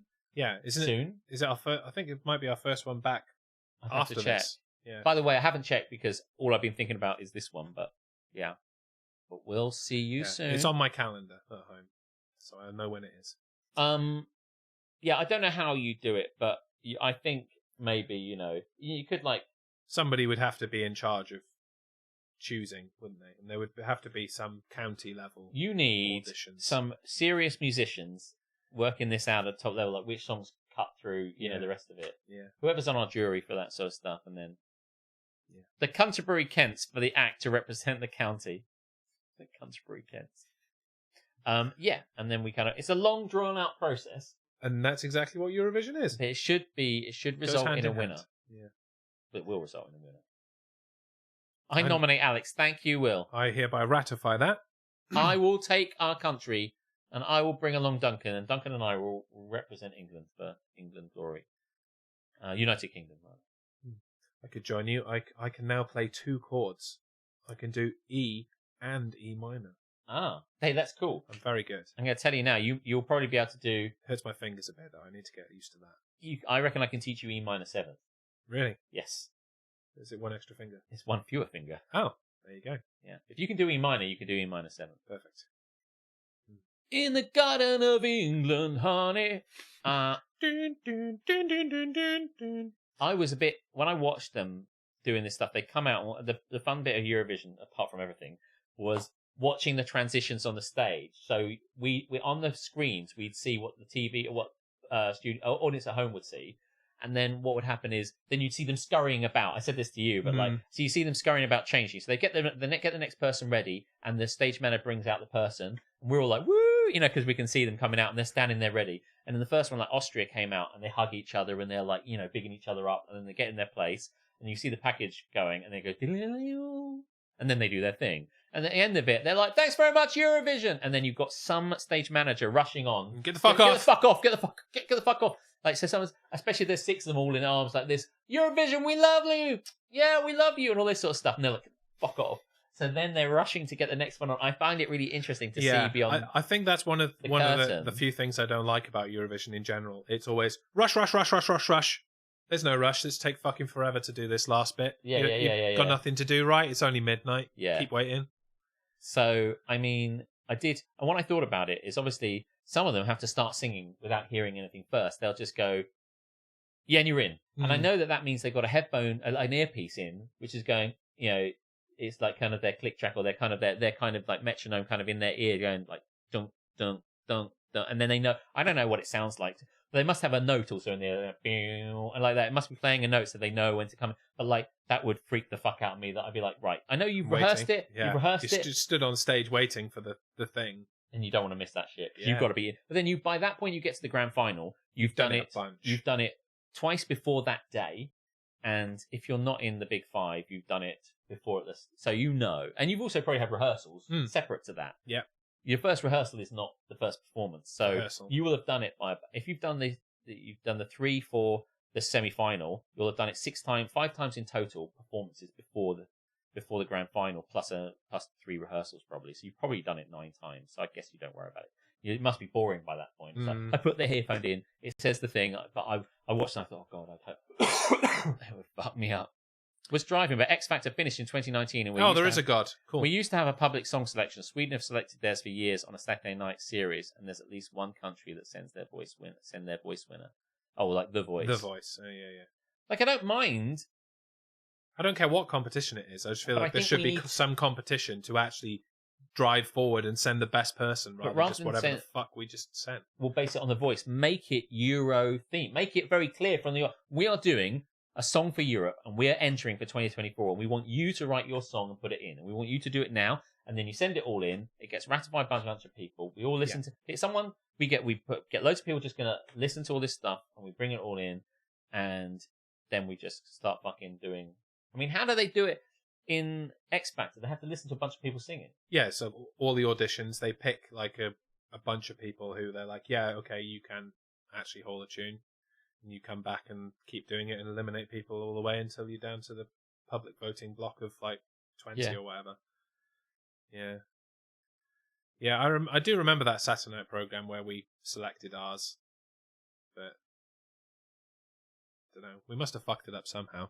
We were shit then too. Right, shall we move on from Eurovision and close out some of these other haps and naps? Yeah. Hap from Will, nothing is hap. Nothing is hap? Nap from Will, nothing is nap. Oh. Just feeling...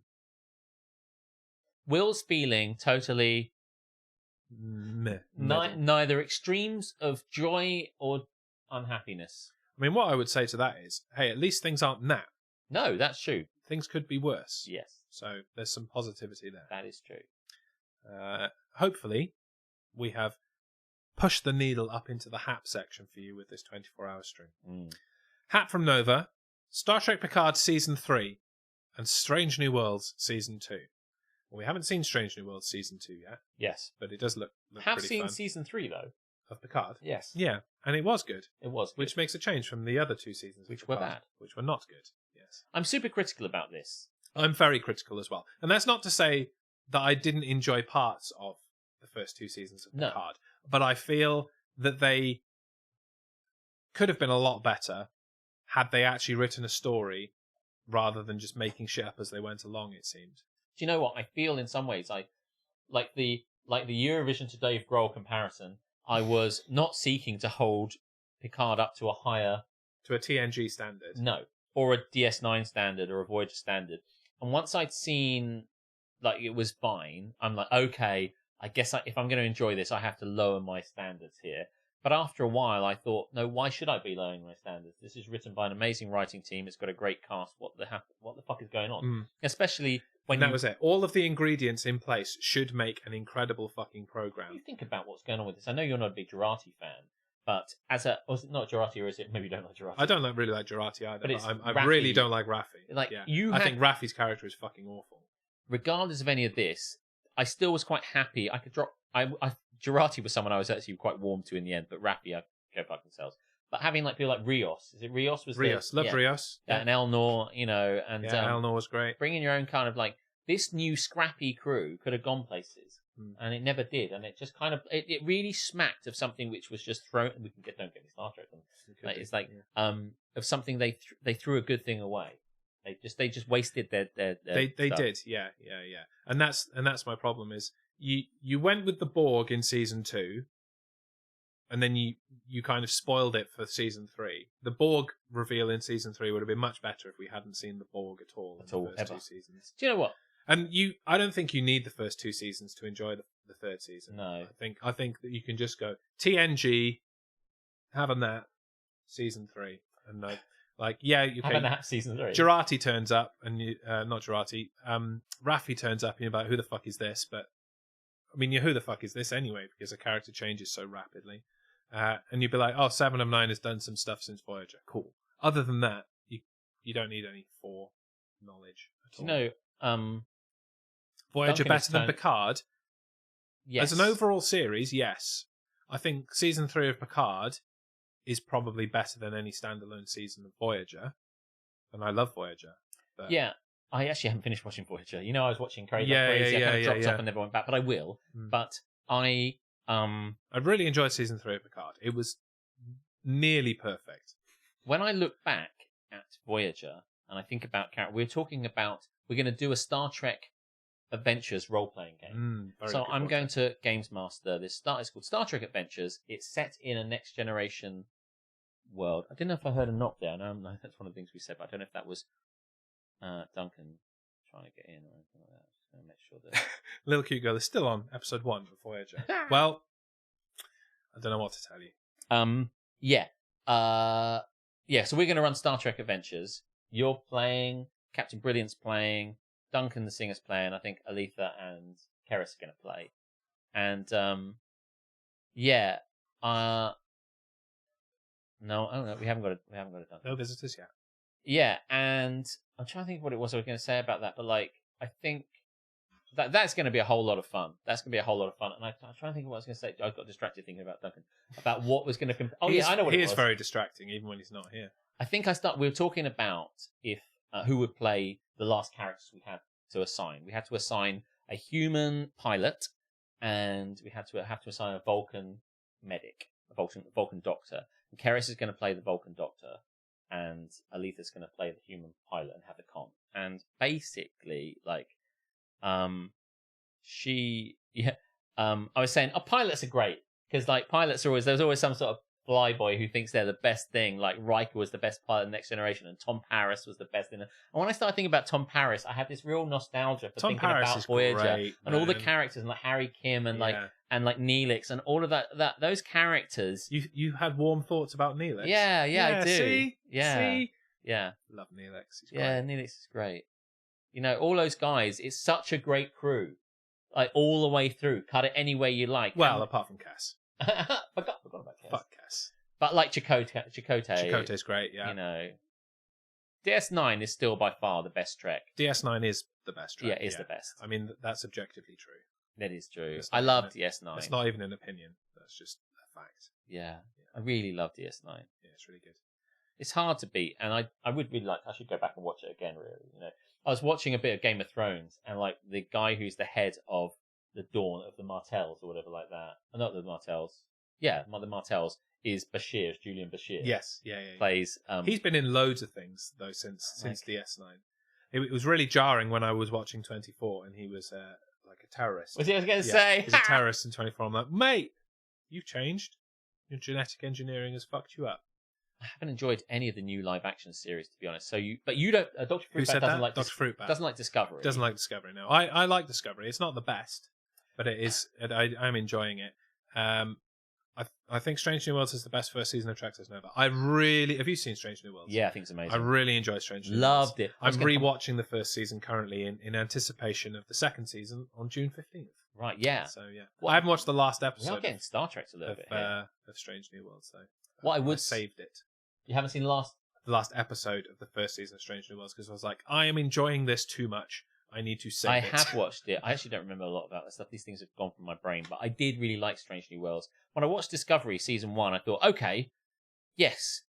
But no, it's good, really good. And I really kind of like the tone changes between Discovery seasons. It's a very different show from one season to the next, except for between 3 and 4 when they basically rehash the same plot. Strangely, but the third season they lost me, and I don't think I watched any of the fourth. And the second one was fine, but the first one I really got into. But overall, do you know, I get these articles on Google, it pops up and it knows me, so it goes like, "You want some Star Trek content, don't you?" I'm like, yes. Hell yeah, I do. So it will say something like, Discovery wasn't really as good as you thought it was. It was the article. I'm like, I didn't read any further. I thought, no, you're probably right. But I remember a point when I was like fucking drinking the Kool-Aid for fucking Discovery and loving everything about it. But Strange New Worlds is my jam. Is the shit. That's the one I was well impressed with. That's the one I will die on my sword for at the moment. Yeah.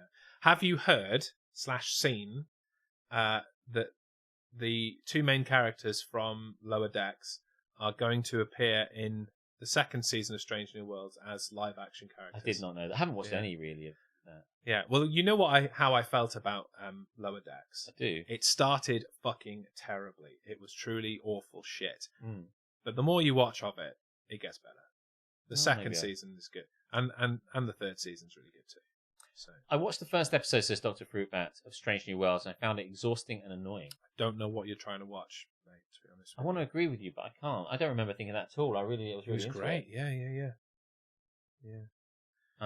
By the way, so Little Cute Girl says, I've seen some episodes of DS9, and she never watched Voyager. How are you married to Nova? How honestly? are you with Nova? Like, she hasn't seen any of Deep Space Nine and Voyager. Sit this girl the fuck down. Has she right watched Next now. Generation?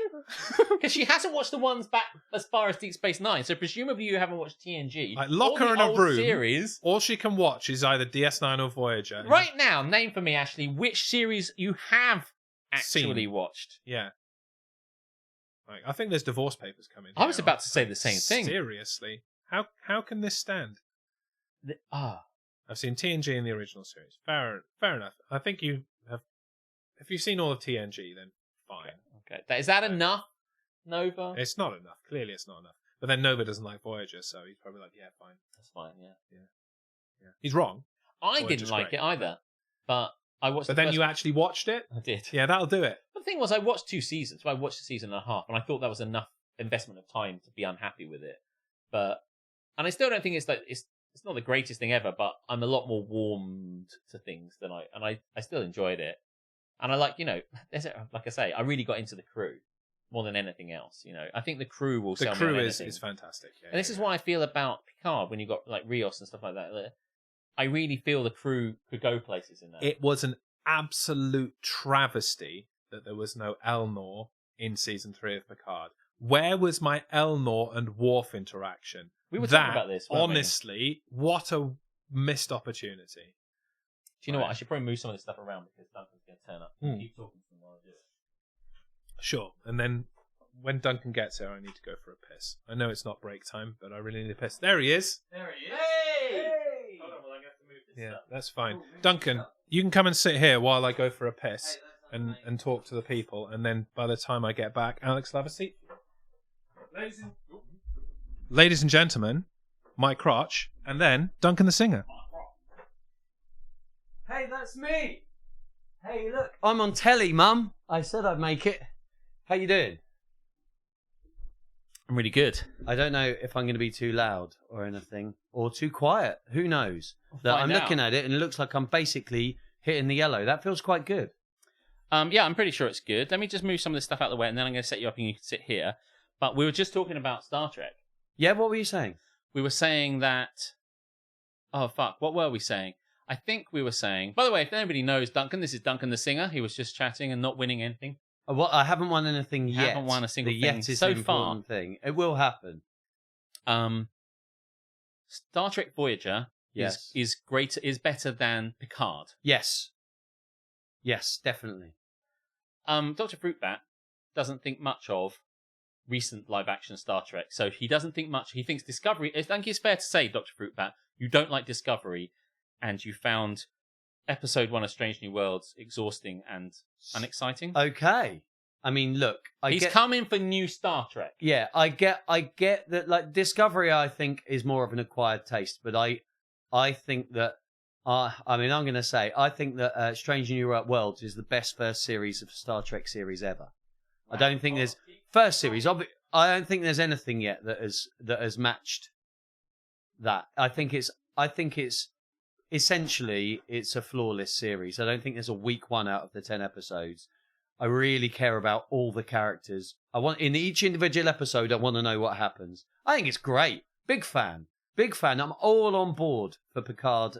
Not Picard. What did I say? Strange New Worlds. I'm not on board for Picard, unfortunately. I really tried to be. I tried my hardest to love Picard because I love Picard, but and I did think the third series of Picard was at least better than the second series of Picard. But that's like being kicked in the shins is better than being kicked in the face.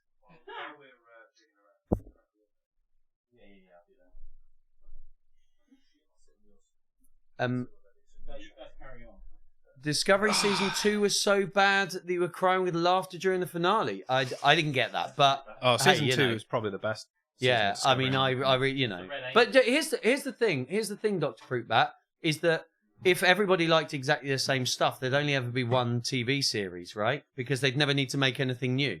So, you know, it's our differences that make creativity continue to happen. So I love the fact that you don't agree with this, because without that, we don't get new stuff happening. It's a bit too rational an argument. I'm for this sorry, show, I don't mean to. What I mean is, get with it, Dr. Fruitbat. Learn. You don't know what you're talking about, and I hate you. And someone ban him now. That's what I mean. That's the vibe. There we go. What I mean. I'm really not used to looking in this direction. That's I'm so really weird. yeah.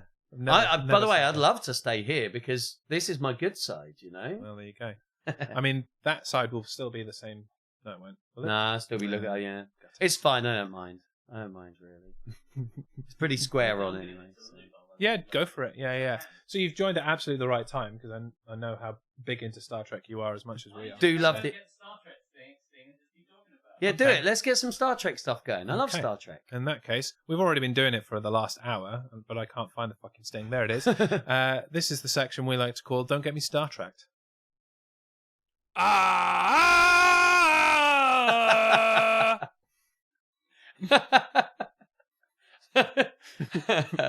I forgot that did that. Yeah. I like that's your voice, right? That's my voice, yeah, yeah, it's beautiful. It's very, very musical. You know, Very- I've got a choir you can join if you like. I do. Yeah. Yeah. Yeah. You're very welcome. Unfortunately, I'm too busy collecting my child from the choir and then feeding her and putting her to Oh, bed yeah. by the time that it kicks off. Do you So- know? I very much accept that, but we've got somebody who has to collect their child from one choir, drop off another child at the next choir, then pick up that child, take them home, and then still get to choir. Yeah, So there are many people better than me. I'm aware of yeah, this. that's fair. That's fair. Yeah. So we've covered a few kind of general sweeping thoughts. Okay. I don't know whether you got to hear anything. Do you know? on your I journey was or I was anything. listening on the way in, but there's a signal dead spot, Yeah. and then it didn't pick back up when I came through. So I haven't heard any of the last 20 minutes of the show. Okay, fair enough. Right. So we've covered a fair bit of Star Trek ground in that time. Right. I already know the answer to this, but I'm going to ask you anyway. Thoughts and opinions on Voyager.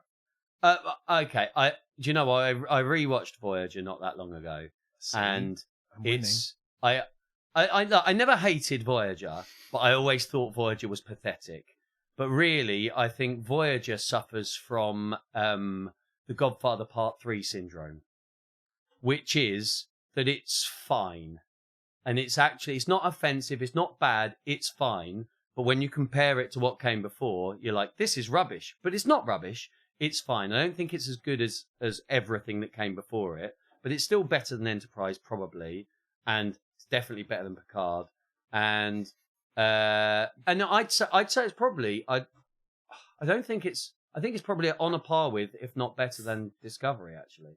Yeah, I quite like Discovery. I'm about there with you, to be honest. Yeah. It's better than the cartoony one that's name I've forgotten. That's how much I think of that. Lower Decks. Yeah, man, I really liked that at first, but there were just, in the end, I was just like, hey, here's the joke that only people who watch the show will get. And the joke isn't the joke. The joke is just, here's a reference. Ha ha! It's not funny. Just saying Armis isn't funny. Anyway. So it's better than that. I don't think it's better than Prodigy. I think Prodigy's good. Are we ready for the big switch around? Oh yeah, would you like me to move over? I just need to drop the chat out. And Yeah, we don't want the chat do it anyway. slightly. I don't care what anybody else has to say. Right. Wait, do you want a drink? I'm okay. Actually, yes, I do. So yeah, I'm fine. Is this microphone picking me up? No, we'll move it. You'll need to move it. You'll need to move it a bit closer, I think. You put it where you want to put it. It's now picking up your crotch.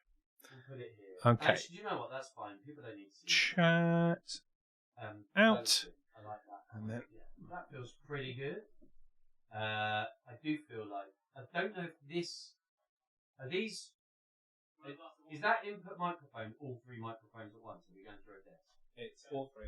I feel like I am much quieter in this one. So yeah, I think you will probably need to bring it closer to your face. Now You it's probably switched need on. to turn Now it it's on, switched on, so I Duncan. think it'll probably make a large difference. That'll do it. Yeah. I mean, that'll be an. It's amazing what can happen with a little flick of a switch. That's By the way, it feels more natural looking at you this way as well. I don't know know. if it's because I've watched the show so many times. yeah, that I feel yeah. like you should be there. I felt genuinely uncomfortable sat there. I don't know why, but I was not at all happy with that seating position. So I'm glad that we're back Wow. under normal circumstances. Look at this. The last time I think just the three of us were here, was when we watched the first series of Picard together, and then tried to watch Babylon 5. Yeah. But then COVID happened, so we Yeah. couldn't carry on with either. Yeah. Just before the pandemic. Yeah. So Voyager doesn't play into them being alone and divided enough. It does a bit, but not enough. Right. I really, really agree with you on that. This is something I've definitely said to Alex before. Yeah. That I think they set up the premise of the show, and then which is like they've got these two massively conflicting crews, and basically by the end of the first episode, they're like, oh, but they're going to get along fine now. And they do, every now and then, they kind of touch on it. There is a clash between certain characters in the first couple of seasons. Yeah. But definitely by the end of the second season, they're like, we are all one Yeah. crew, and it is a bit. Yeah, and I get that there would be that, but I feel like that should have been the theme of the show should have been two things. One, they're lost, and two, they hate each other. I think right? they were and also they didn't play that. trying up to enough. return a little bit to the light and fluffy of TNG. Yeah. Because they'd just come out of DS9, which had some very heavy dark yeah. themes, You know? But they got pretty dark, Voyager, at times. Oh, yeah. I mean, Tuvix. Exactly, right? Murdering Tuvix like that. Tuvix, Why'd you do yeah. Tuvix like that, Janeway? Murderer. The Marquis was so wasted as a concept in Voyager. I think, I agree. I mean, but also there's a part of me, because I can't remember who it was, the character that kind of massively betrays them, the woman who's, I think she was Cardassian. Seska. Not Seska, I was yeah. going to say like Sasha, but yeah, it's like that's their most clear kind of defined Yeah. line. But then she's not even part of the Marquis. No. No. So the That main isn't part of conflict it. comes No. from someone that's not even the Marquis. That was So- more a continuation of a DS9 story. Yeah, than a new wasn't it? Voyager Yeah. So story, with like some of the, eventually I just thought, because there's obviously these scenes, when there's a scene in any TV show where I'm just like, oh, I see what they're setting up, I can't be bothered to go through this, but like, right, can you watch something, it's like, do you know what, I don't like this and we need to do something about it, and I'm like, oh no, now we're gonna have a whole episode or two of them kind of doing it before we resolve and everyone gets back on terms again. So they did that with the Marquis, and then they make everyone friends again, and part of me is like, good, I can't have this anxiety of waiting for them to like bomb the warp core or something like that, and like, can we skip past it? Okay, the friends, okay, good. So in a way, You were okay with it. I was okay with it, because I Yeah. don't know whether the showrunners just went, look, we get it, they've got to be at each other's throats, but if we have a season where once again Chakotay has to go down and knock heads together, and then see episode 7 here, Chakotay has to knock heads together. I mean, after a I few think of they those, kind of resolved it when one of the members of the Marquis just flat out murdered a Starfleet officer. Right, this has probably gone a bit Oh, too yeah, far. yeah, that guy who was a psychopath, Yeah, Yeah. We should put an end to this now, I guess. and he was like all kind of like, I don't know. But they gave him a hero's end in the end as They well, did, didn't they? yes, yeah. But I like, obviously, is it a two-parter episode called The Year of Hell, isn't there? Mm. And part of me feels like there should have been more of that. Yes. Like there should have been more. We are nowhere. We can't sustain this ship. Every now and then they're like, oh, replicator rations. They did forget about the replicator ration. And we're stuck out here, but it doesn't matter because we've got 35 shuttlecraft or whatever. Every single time a shuttlecraft. I think they lose 20 shuttlecraft in the whole thing. I'm like, Yeah. right, yeah, but you're still replicator rations, right?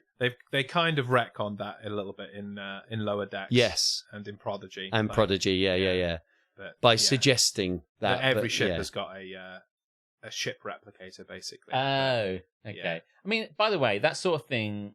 You haven't seen Prodigy, by the way, have you? Bow, bow, ba-na-na-na. No, I have not. Yeah. No. I love Star Trek Prodigy. It's great. I think it's excellent. And that's not just because of my And Voyager bias. It's because it is genuinely a good I also show. Jane think- Whaley.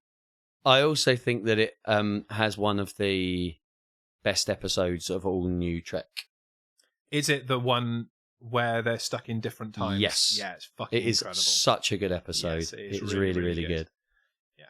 Balana Torres flips between being perfectly reasonable and on a constant hair trigger. Depending on Right, the doesn't episode. she though? Yeah. That's her character, though. I know But that it's- there's meant there to be- is It's the inner duality of conflict the- between her yeah. Klingon side and her human side. So that's kind of the point. Yeah, You're I saying do. that it Yeah. I just won't is- accept that as a criticism. isn't finessed enough? Is that kind of what you're saying? Like, it needs to be consistent, or I don't, maybe it's too root. But I mean, by the way, when things like this happen, like, it depends. It's interesting what I think will annoy me and won't annoy me, but that's just probably true of everybody, I guess.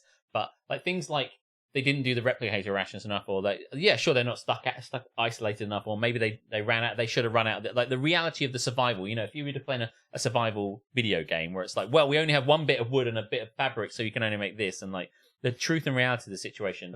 They turn up with 6 flags. Yeah. Excuse me. I mean, that sort of thing doesn't really. I don't get bogged down in that sort of thing on the show. So yeah, the thing is, it's not like it doesn't necessarily ruin it. I think it makes it less good when you binge it. It probably wasn't as important when you watched it before because you'd see it each week and stuff. But now when you binge it and they're all like, we're stuck out here, and you're like, yeah, but you were an hour ago as well, and I just watched a whole episode where that was fine, and this one's fine too. And there needed to be consequences week to week. Felt as though they just reset them from episode. There to was episode. a lot of just let's reset. Yeah. No, but I'm going Like back to your year of hell kind of point. I do think there were several moments when they could have had everything is lost and we are so close to it just being the end. Like the whole Kazon thing was just resolved too easy. Yeah. They were going through so many Kazon sects, and if they all just ganged up on Voyager to take all of its shit, they'd have been fucked. Yeah. So why not do that? Although I suppose there were, they'd already set that out by saying the Kazon was split in amongst this themselves. Classic, by the way. It's not just Star Trek that does that in this situation, Voyager. There's a load of shows where, like, these wildlings can't get along.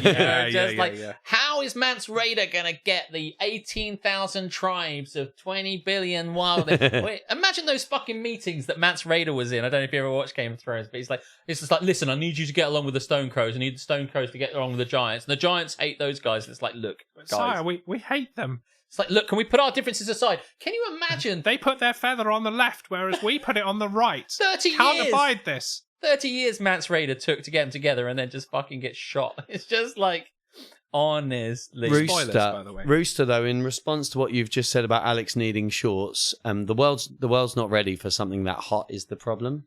Yeah, I don't think you're ready for this jelly. Yeah, and there's a lot of jelly in. I don't think I'm in using them that legs. in the right context. I don't think he needs it now either. This room is much, much nicer now that he's opened a window. Yeah. I'm feeling a lot more awake after some air in here. That's a good idea. Strange New Worlds has helped me learn everything, and I haven't suffered like I did with the first season of Next Gen. First season of Next Generation is It is bad. difficult. Yeah. Really? Because I don't remember it really. I mean, there's still a couple of good episodes in there, but it's not well paced. The episodes aren't great. Are you trying to adjust things for? I'm a loud boy. I'm sorry. That's good though, because we don't need to. Yes, you were credited, Duncan, with. I started Star Trek because of Duncan, and I've settled on Strange New Worlds as a solid introduction to the universe. It's good. I think that's pretty reasonable based on where it's placed in the timeline as well. Yeah, definitely. That really works. I, for the first time, am watching the original series at the moment. Oh, really? And it is very, very dated. It really doesn't have... I mean, there are episodes like City on the Edge of Forever is just it's a superb bit of writing. It's a ridiculously good episode. And there's a few, Trouble with Tribbles is good fun, but essentially it doesn't. I prefer the animated series to the. I'm going to get to that next. Yeah. It doesn't hold up from a societal point of view and what Star Trek kind of stands for now. Yeah, not now. At the time, it was massively progressive. Yeah. But it also doesn't really stand up from a Star Trek continuity point of view either. No, even within itself. Within itself, Yeah. yeah. Like they were like, oh yeah, the World War III and the eugenics wars, late 1990s, right? And they were like, yeah, okay. And then they retconned it in the movies to be the 2090s, which is a bit more reasonable. It's like we were all listening to Mbop and then someone fucking, I don't know, started experimenting. But hey, maybe it did happen and we just didn't know about it. Maybe. Lots of good things being said here, actually. How does the animated series hold up? Space Seed is necessary. Space Seed is good. The animated series, sorry? How does it hold up? I've only watched the animated series once. I just remember it's fun. The main thing about it is the episodes are nice and short. You can just... and there's only like 20 of them. So you can reel through that in a day. So probably will. They're fine. I think there are elements of it that are still considered canon, elements that aren't. It's a bit on the fence with that. So, and there are. Do you know what I've forgotten his name. Lower Decks. Lower Decks does a lot of animated series callback that again. I mean, all it is callbacks, right? The whole show is just callbacks. But I love that and not you- good ones. But you started out liking it. Oh, the and thing now is, don't like it. the And thing I is, started out really hating it, and now I like it. And I just haven't watched any of it. It's I so still funny. kind of like it, but what it does is it tires me out. And every time there are some excellent episodes in there, and every time they have an episode that is light on the references and heavy on the plot and the characters and the jokes that are actually the jokes that are consistent with what's happening at the time, rather than just like Armis jokes or whatever. I'm like, this is a good show. I like this show. But those are rarer and rarer the more you watch. But I hold out hope for it because I think basically they must have made every reference there is now. They've run out. I don't think so. I think there's plenty more that they can do. Did you? I don't think you heard it, but have you seen that there is a Lower Decks cameo in Strange New I Worlds have season seen 2? that is going to happen. I don't know how they're going to get around that, obviously, because they're happening. It's like going to be 150 timey-wimey, years. but yeah. But I'm excited about that. I don't know how I feel about it, and I'm going to wait and see how it plays out. The thing is, I trust Strange New Worlds. If it was the other way round, I'd be like, this is going to be terrible. But because I trust the writers on Strange New World, I think was so sensitive and it was such a good show. It really was such a good show. I'm so excited about Series 2 that I'm like, it's going to be fine. It's going to be fine. Those guys know what they're doing. I'm hoping so. Which characters? The main two, I've forgotten their names. Boimler and... Oh my What's the girl's name? Mariner. I know the actor's name. Mariner. Yeah. Tawny Newsome. I know the actor's name. I couldn't remember her name. A lot of good chat about Star Trek here on the Don't Get Me Star Trek. It Segments. feels like a really good panel's going on there. It here. does, I yeah. love it. Really enjoying this. Hope Maybe you're we should enjoying actually start a Star Trek podcast. We should have a Star Trek podcast. We've been saying it for years. Everyone wants to be wearing shorts. They want shorts. Maybe that's an hour 8 thing. Listen, I don't think I was watching some stuff back, and I don't feel very comfortable in shorts. I looked at myself in shorts, and I wasn't going for it. So no shorts. I'd love to know, says Brogan, who your favourite characters are. What of all of Star Trek? Of everything. Worf. It's just Worf. Worf is the great. best character. Worf is probably the best. I love character. Worf so much. Yeah. Worf transforms everything about it, and even Picard. Picard season 3 is great, but like Picard season 3, he steals every scene. Yeah, he's just class. ridiculous. Everyone's great, but he's so just good. like he walks He is into really the room good. and drops a line, and it's like, "Thank you, Worf." He walks away and gets a big pile of cash and just like leaves. All the best lines are Worf's, and he's just like a cut above. Such a good character. I love him because he's also he's one of the most flawed and yet amazing characters, which gives him. He's got the depth that so many other characters just have never had. Yeah, he's incredible. What a character! What an actor! Man, I love Worf so much. Worf is great. I mean, when I was watching Star Trek Next Generation, as just someone that started as a fan, like I just loved Riker, and I don't know what it is about Riker that there's any particular thing. I've just remembered I was going to really get over dig this Riker. like Riker when I came here. You're stepping and I totally over. forgot. Sorry, I derailed you with needing a piss. Yeah, and by being friendly and stuff, I wasn't expecting it. I'm trying to think of who I really liked on DS9, but I think it was just like Bashir and O'Brien. Yeah, Bashir and bromance O'Brien is was good. great. Yeah. So much about that is so good. But I used to think about who I thought was my favorite captain because like I love Picard, but I just think I love Cisco like super I amounts. do love Cisco, I always but I'm feel still he's with such a Picard. fucking. Now it's Pike. Pike is the best captain. Pike's amazing. Yeah, I love Pike. some good captains about. I think really, Pike to is choose probably from. one of my favourite characters now. Who's your Yeah. favorite character? Yeah. Yeah, turn it Drop back on it. you. Do you Yeah. want to tell us? Which series has the best Doctor? Voyager. I There will be- mean- there will be no discussion. Right? I mean, I didn't think they really nail I that? can't disagree, really. How can you Voyager. have a better Doctor than? I mean, The Doctor. I don't think there is a bad Doctor character. Okay. No. That's Pulaski. actually that's Don't correct say that. Pulaski. Pulaski's great. No, she's not. Pulaski's great. It's the most obvious one, right? to I Pulaski's say. love fucking- Pulaski. No. what Really a- hope you guys love Star Trek What because a you're getting a jerk. lot of it right now. If there's people here that are like... Well, you're all talking about it, so. Mm. Please, love- can you wear shorts? Because my friend's ex always used to wear jeans. Nice. Now, that's a callback that's rooted within the things that have already happened in the show. That's how you do callbacks, Lower Decks. Boom. Watch and learn.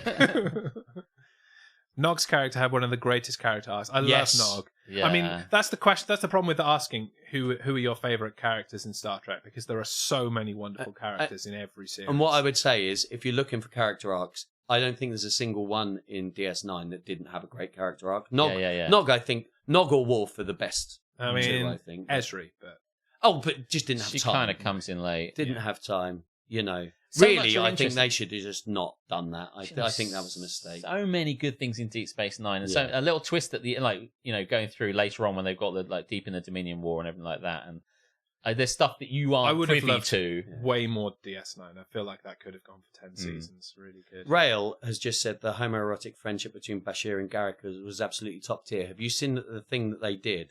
I don't want to talk about it. I can't remember what it's called or where you'd find it. But basically, a little sort of... It was only a few years ago. I think it might have even been during lockdown. That's certainly when I watched it. Where it's just them having a conversation. But I'm not going to say anything about it. Look up Bashir and Garrick thing because I don't want to give anything away. Like, Garrick's really great. Garrick is a so superb many. It's character. interesting, really, because Garrick's quite reminiscent of, like... I don't know why he reminds me. Maybe it's his softly spoken nature of, like, Varys in Game of Thrones, who's this kind of person that's just, like, connected in on everything, pretending to be something more subtle and kind of like, and it's just like a really crisp character to be watching. And I do wonder with the dynamic between Bashir and Garrick, how much of that was actually intended at time of writing, or how much of that just comes through under a more modern lens. So, from what I understand, it wasn't intended in the writing, and I want to say the guy who played Garrick was called Andrew Robinson, but I might be wrong. So somebody check. But I believe he read it. He read the character and was like, "These guys." There you go. That's what Rail says. Yeah. Oh yeah. Yes. Yeah. Oh look, there we go. Not Rail. Look, we know the same stuff, Rail. Yes. So yeah, it was very much. He was like, I'm getting vibes off this. So he played that up, and then the writers, because they were incredibly good writers that responded to how things were there rather than trying to force their own thing. They were like, and then they sort of, then built upon that stuff that was developed in the early days.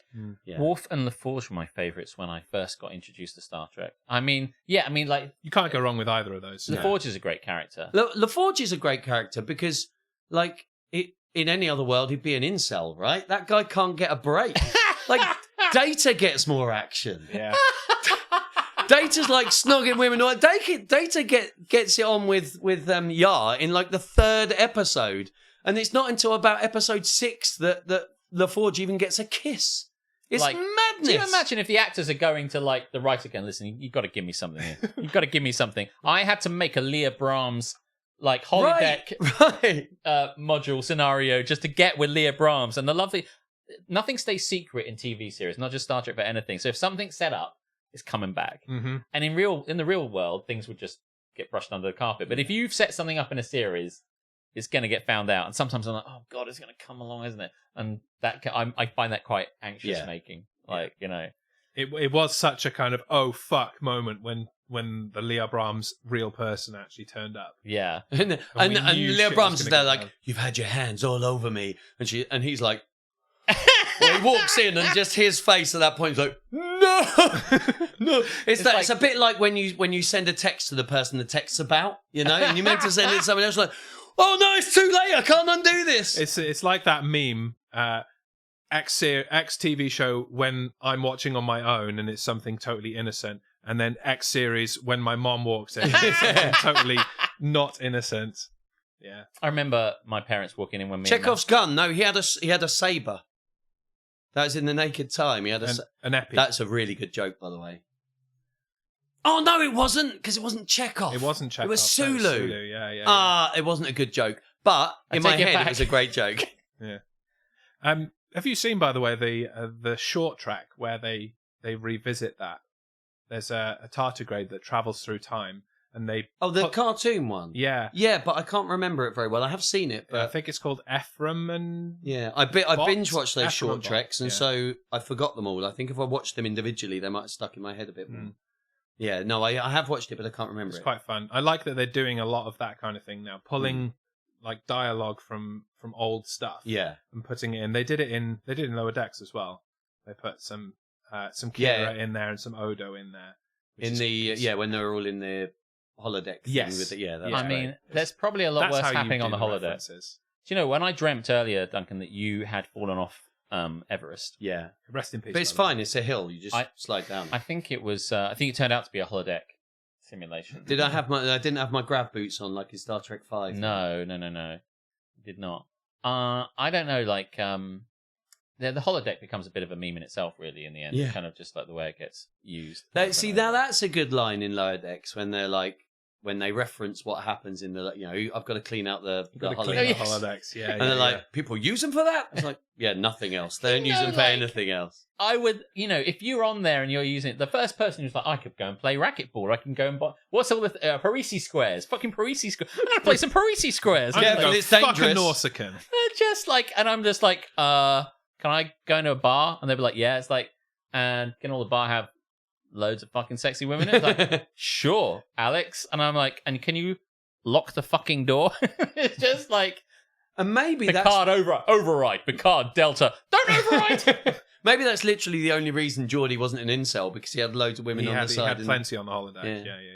I never saw any of the short tracks. I didn't even know there was a thing. I remember watching an episode of I don't know they what. weren't really a thing here, unfortunately. That's why you have to have them. Yeah. There was a There bit of was some- discovery there where was- I didn't know what was going on. And I was There like, are some neither did I, and that's what made me go back and watch them. There are some still, I think, on Netflix. They've Or they taken might them have off taken them now. Yeah. So there were some on Netflix, but the they're others I not. They're just not had on to- Paramount Plus. If you're I in had the UK, you have to either buy them on Blu-ray from the States and have it shipped here. I think I Daily Or, Motioned them. or ride the high seas. when I was thinking about Discovery, and I know Dr. Fruitbat was just saying like that he wasn't such a huge fan of that, but I remember when it was it Jason Isaacs playing kind of like the captain, Yeah, and mate. like so much of that is just such Incredible. great. Yeah. I think that's what it was. You've got Michelle Yeoh just fucking Amazing. smashing it. Mm. And you've got Jason Isaacs smashing it, and then they go back in. I know they're going to another dimension, and maybe that's been done, but I just I hate them. It has been done quite a lot. but I did dig it. That whole stuff of him the realization of what's actually happening. I think that's what sold it on Voyager of Discovery for me. All of that stuff. Basically, I was just thinking about that. Yeah. And The mirror universe. Basically, I don't like alternate universe and time travel stories unless they've been like. I love Doctor Who because it sets out the fact that time travel's the thing from the start. Yeah. But when time travel is just I think that you The lower the mechanic. stakes as soon as you time have- travel is a shit plot device. Well, this It is the is. problem I As a have standalone, with yeah. the Year of Hell, because the moment they said the Year of Hell and they started smashing shit up, I'm like, yeah, but you are going to unwork this, right? Yeah. Because we've established there's your antagonist has a time ship. Yeah. Who's just gonna at a wave of their time hand is gonna put everything back to normal. So I'm just waiting for the Year of Hell to finish, and it doesn't matter the cost. Yeah. The cost is going to be unworked, and then it was. Yeah, it's always So- one of stakes, and the same with the parallel universe, any mirror universe stuff. Like they're the only things about Deep Space Nine that I don't like, because all of a sudden there's Jennifer, Cisco's wife's back and stuff like that, and I'm like, and then maybe she's actually going to be okay, and I'm like, just don't. The thing I don't I'm like not about the mirror interested. universe stuff is how similar it is to the main universe, because it just wouldn't be. No, yeah, there is that, but I give them grace on that because You gotta make it interesting otherwise for the you're characters just you've watching got. different characters. Yeah. So I kind of get that. Well, let's but watch different from- characters. That But sounds, yeah, that sounds it much does better. sound fun. The- But then they might as well set it in this universe. The parallel universe episode in Enterprise is probably the best one for that reason. 'Cause Yeah. it's so completely fucking off the wall. Yeah, and it's not. There's no crossover. It's No, just it's now just a we're here standalone and little now we're thing. gone. And When it's a I lot of feel, fun. and the thing I enjoy all this stuff. There's a caveat to that, and I remember doing I like mirror universe stuff, and I like time travel, but there's a limit to how much of that I will take. And when they did it again in I think it was Picard or whatever, I'm They've like, done it in everything. and I'm in just every, like, every stop, series. because I had it, but like, even if you've tried my patience with time travel and mirror universes, you have gone too far, because I'm probably the limit of everybody on that one. But But they've I- got a mustache, Alex. You know they're evil.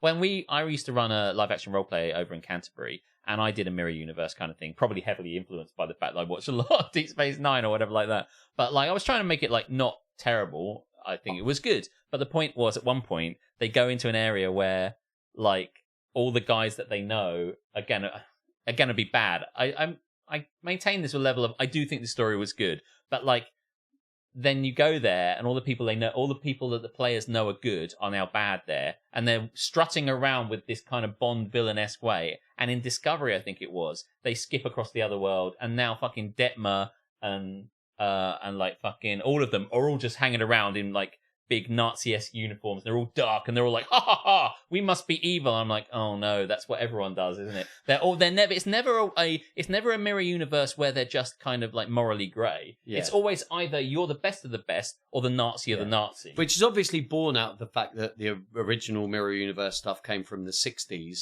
when things were written in that sort of really overt Very binary way, right? yeah. So, and then they're like, well, it was like that then, so let's do it like that now, always. And I'm like, Yeah, it's like, and then they're like, well, you must prove your worth to me by killing them. And it's like, but I can't, because actually they're a good, like, how am I going to, and like that dilemma thing comes up so much, and I'm like, oh, how do they get out of this one? And it's like, I couldn't possibly. That person is not worth my time, and blah blah. Oh my god. But anyway, What if I have a mustache in this universe? It means, Chapel Bailey, we're going to keep a fucking eye on you. That's what that means. hell yeah. You were talking about mirror universes and bits and pieces, or time travel stuff, and Nova says, "Yet you like City on the Edge of Forever." Yeah. Now, I would say that that's not the same because I know I'd have to, but the City on the Edge of Forever, they break the timeline, and the stakes are: can they fix it, and what do they have to give up to fix it? And what Kirk has to give up to fix it is the love of his life. Right? He has to watch her die for everything to be okay, and those are some high stakes, right? That's not the same as, oh well, if it's time travel, we can go back and undo it. In this, it's like, oh my god, undoing it then means watching the person I love die. Yeah, and that's an example of a very good use of time travel that I'm always going to be on board with. For me, it's about how you use it. I'm not against time travel. I just think it's about and I have using it well. A kind of similarly kind of hypocritical thing with that. I hate not on the ship episodes of Star Trek. Yeah. He really wants it to be space. I space. really like City on the Edge of the Forever universe, whatever it's I called. thought you said on a unicorn. City on the edge of a unicorn. Now that I would watch. That's a good I'd watch episode. that. Yeah. Well, Where is it on the edge of the unicorn though? Is it on the horn? it's on the horn. Yeah, because it'd have to be. Otherwise, might as well just be a horse. Yeah, Might as yeah, well just right. be riding Got to it. use the Yeah. horn. Yeah. I do think. I've completely forgotten what I think. Doesn't matter. The He thinks JJ. nothing. I think nothing. You know, where's the money, Lebowski? The JJ films suck and really put me off Star Trek. I had no idea the real Star Trek actually explored interesting themes and had good, solid writing. Yeah, I think mean, the third JJ film's quite good. I don't think really they're remember all them. just. I think they're Fine. fine, and the third one They is are the all best just one. The second one is the weakest one. Yeah, and definitely. it didn't really work with what they were trying to do. Again, which is a this- shame because having Benedict Cumberbatch in that movie was a Yeah. real coup for them. Mm. And they just What I wasted would it. say is the second one tries to do too many callbacks. Really, it tries to be too much Wrath like of Khan, the Wrath of Khan. and just Yeah. can't live up to that. And what's the point of that? The Wrath of Khan already exists. You can't. Why try and riff off the best film ever made? Not best film, best Star Trek film ever made. Yeah. You know. Yeah. Fair enough. Maybe. Yeah. Thoughts on the Section 31 movie? I didn't know much about this except I know there've been talks about it. I don't know if is it definitely happening. It is definitely happening. because Yeah. they They've wanted got- to move Michelle Yeoh's character into like a TV series, and then they were like, "Let's not do that. Let's make a movie." Is that how that works? well, what happened was they wanted to move Michelle Yeoh's character into the Section 31 TV series. Yeah. They took too fucking long, and the pandemic got in the way. She went and did more Everything cool shit everywhere, again. Brett and one. And now they're like, oh, she's not going to hang around here anymore. Maybe just a movie. Can we get you She's for a an movie? Oscar-winning Yeah, okay. Yeah, Let's actress. Let's get you for a movie. So that is what they got her to agree to, and that is what we're getting. I hope we get what's his face back for it as well. Ash Tyler. Yeah. JJ movies bring a new He's very generation of good. fans to the franchise. I'm all Character. for it. I mean, it does. Shahid People go to the Latif, cinema. is that his name? I will say yes. Cool. Why not? What I would say is who he really is Clem Fandango. Is who he really Hell is, yeah. and always Yes, will I can be. hear you, Clem Fandango. Lost track of it. So many fun things to That went over respond my to. head, unfortunately. It's a Toast, Toast of London with Matthew Berry, or Matt Berry, or whatever it is. He does a lot of voiceover work, and so Matt Berry keeps having to read things. And behind the screen, where the people are doing the productions, the guy who plays Ash is like this kind of awful sound technician guy. And There's these two real basically hipster dickheads, right? running the studio. But Toast is also an idiot as well. So you just got this, but is like he's the one we're rooting for, really. And then it's really, really funny. And he goes, "Hi, Toast. This is Clem Fandango. Can you hear me?" And he goes, "Yes, I can hear you, Clem Fandango." Every time. Every time. And he goes, "Okay, great. What we need you to do is," and they describe him what he's got to do. And then there's a joke in that because like whatever they got to make him do is like, he says, "Right, we're recording for a submarine." So he has to things like say, "Up periscope," and like, "Launch the nuclear missiles," something like that. It says, "Yeah, note here, Toast, we'd like that to be a little bit happier when you say you're launching the nuclear." And he's like, "Happier? I'm launching nuclear missiles. What are you talking about?" It's like, so he does all these stupid things, but every time they say, "Can you hear me, Clem Fandango?" And he goes, "Yes, I can hear you." And one time he says, "Can you hear me?" And he goes, "Yes, I can hear you." And then they don't, and they talk, and he can't hear him. He's like, I can't hear you. I can't hear you. He says, I can't hear you. Put your finger on the button. He's like, can you hear me? No, I can't hear. Oh my god. Anyway, so it's a running stupid joke. And so yes, I can't. Whatever happens whenever I see Ash, I'm like, you're just Clem Fandango. Have you seen Welsh Nana Kay? Hey, Nana. It's Welsh Nana Kay. Hello. We were talking about you yesterday, Kay, about going to Glastonbury, basically. Have you seen Everything Everywhere All at Once? Yes. I haven't. I went to see it at Folkestone Cinema. When did it come out? It came out last year. That's why I haven't seen it yet. Is there do you have a strict 18-month rule or something? I have a strict, I can't be asked to go to the cinema to watch it, and then I forget that they exist. Yeah, I'm the same. Michelle Yeoh is really good in it, and it's a fun film, but I don't think I really liked it all that much. Or I put it different ways. Everyone loves it. I did enjoy it, but it was not because of her. You don't. No. You think she was good in it, but yeah, I mean, the acting is good, but it's chaos. And sometimes when you get a film that's chaos, you kind of either go, this is a cult classic, or this is not. And like, if you watch Donnie Darko, and if I say Donnie Darko, and you go, fucking genius, cult, brilliance. And if I say Mulholland Drive, you go, fucking Lynchian brilliance. But there's a load of other people going, Mulholland Drive is a waste of time. Donnie Darko is a waste of time. And I really feel that Everything Everywhere All at Once divides people in a similar. What the fuck is going on in this film? What? You didn't like it? I thought it was fine. But I can't tell you what happened in it. the truth's coming out now. It was a crazy load of shit. It seems Aletha really liked it. What happens at the end of 2001 A Space Odyssey?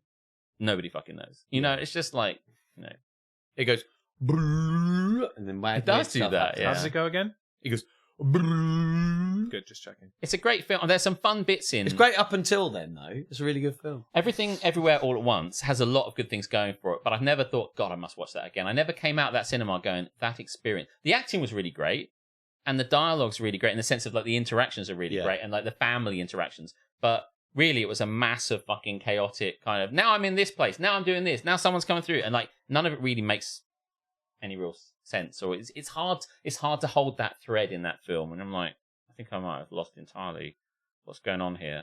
But the acting's good. And is that good enough? The acting's really good, and it looks really good, but you can't follow the story completely? Is that good? I think that's how I feel about it. Story's always got to be the start, Yeah. right? I can't even tell you what's about. To answer your question, Aletha, he has very strong feelings about it. I do. I came out totally very shocked. strong feelings of Because you're still trying to work out what the film was about. I love the Super Mario Brothers movie. Yeah, it was great. I haven't seen that either. It's fun. I mean, it's not in my top 10 films of all time. I've got the issue. It's probably not in my top bit 100. similar to you, but it's not exactly the same in that my wife hates going to the cinema. She does. And so I don't go to the cinema because I'm not going to go without her. What would be the point? And then I just forget. So I never watch stuff. Very seldom watch stuff. So. Yeah, I don't really rate the cinema experience very much. My problem at the moment, I know we've kind of gone on to movies and stuff, is that the Folkestone Cinemas audio is a bit hit and miss, and sometimes I can't hear what's being said. But if I go to somewhere like Cineworld or if I go to Curzon, I can hear everything perfectly. So part of me is like, maybe my ears are a bit, oh no, it's not that. So I go to Curzon, I'm like, don't miss a fucking word. Whereas when we went to see Dungeons and Dragons at Folkestone Silver Screen, it was like, I'm like, I didn't even know Bane was in this fucking movie. So, Funnily enough, I watched whichever Bane film that was at the Folkestone cinema. Yeah. Oh man, as if it wasn't difficult enough to understand him anyway. Every Christopher Nolan film in that fucking film. I remember watching Tenet in a big fucking multiplex kind of thing, and I couldn't hear a word, and I'm like, oh my god, can I imagine watching this at Folkestone Silver Screen? It'd be like, oh, I don't know. It's in Tenet either. Tenet's fucking shit. That's come up on this show before. I fucking hate Tenet. I think Tenet is a waste. Tenet is another chaotic, but I don't believe there is a story. I think that's just being... How many marks would you give it out of 10? Is that joke better? That's than my the film? brother. Yeah, that joke was better than the film. By the way, not doing Glastonbury this year. But if we mention your name around people, will they be like, will they get us into the secret piano bar? That's what I want to know. Can I get into the rabbit hole by just saying your name? Can you name drop her and Yeah. get cool shit?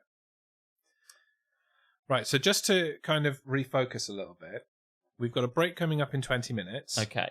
You want to do some Am I the Arseholes? I'd love to. You know, Okay. I don't have to. I think that's our return from break. Okay, yeah. So do you want to talk about more of this shit for a bit and any Star Trek questions? When we do some... I like the Star Trek bit. I enjoy Yeah, talking about Star Trek. I will talk about any Star Trek you want to talk about at any Well, given Star moment, Trek-y a so. little bit more because we're already Star Trek-y, and I feel that you are also a bit Star Trek-y. And by the way, we've got 24 fucking hours, so even if you're not into Star Trek, Come you back can in 20 minutes. Suck it up. Go and watch an episode and come back and tell us what you Yeah, thought yeah, about yeah, it. yeah.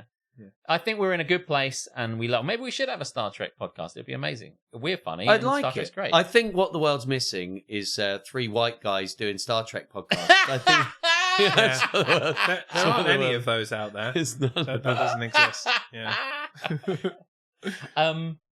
So if you have any, Any Star Trek questions or Star Trek topics? Opinions, whatever, you know. I will say them, and these guys can answer them. I feel slightly attacked with a phaser, right? I mean, it's about Star Trek.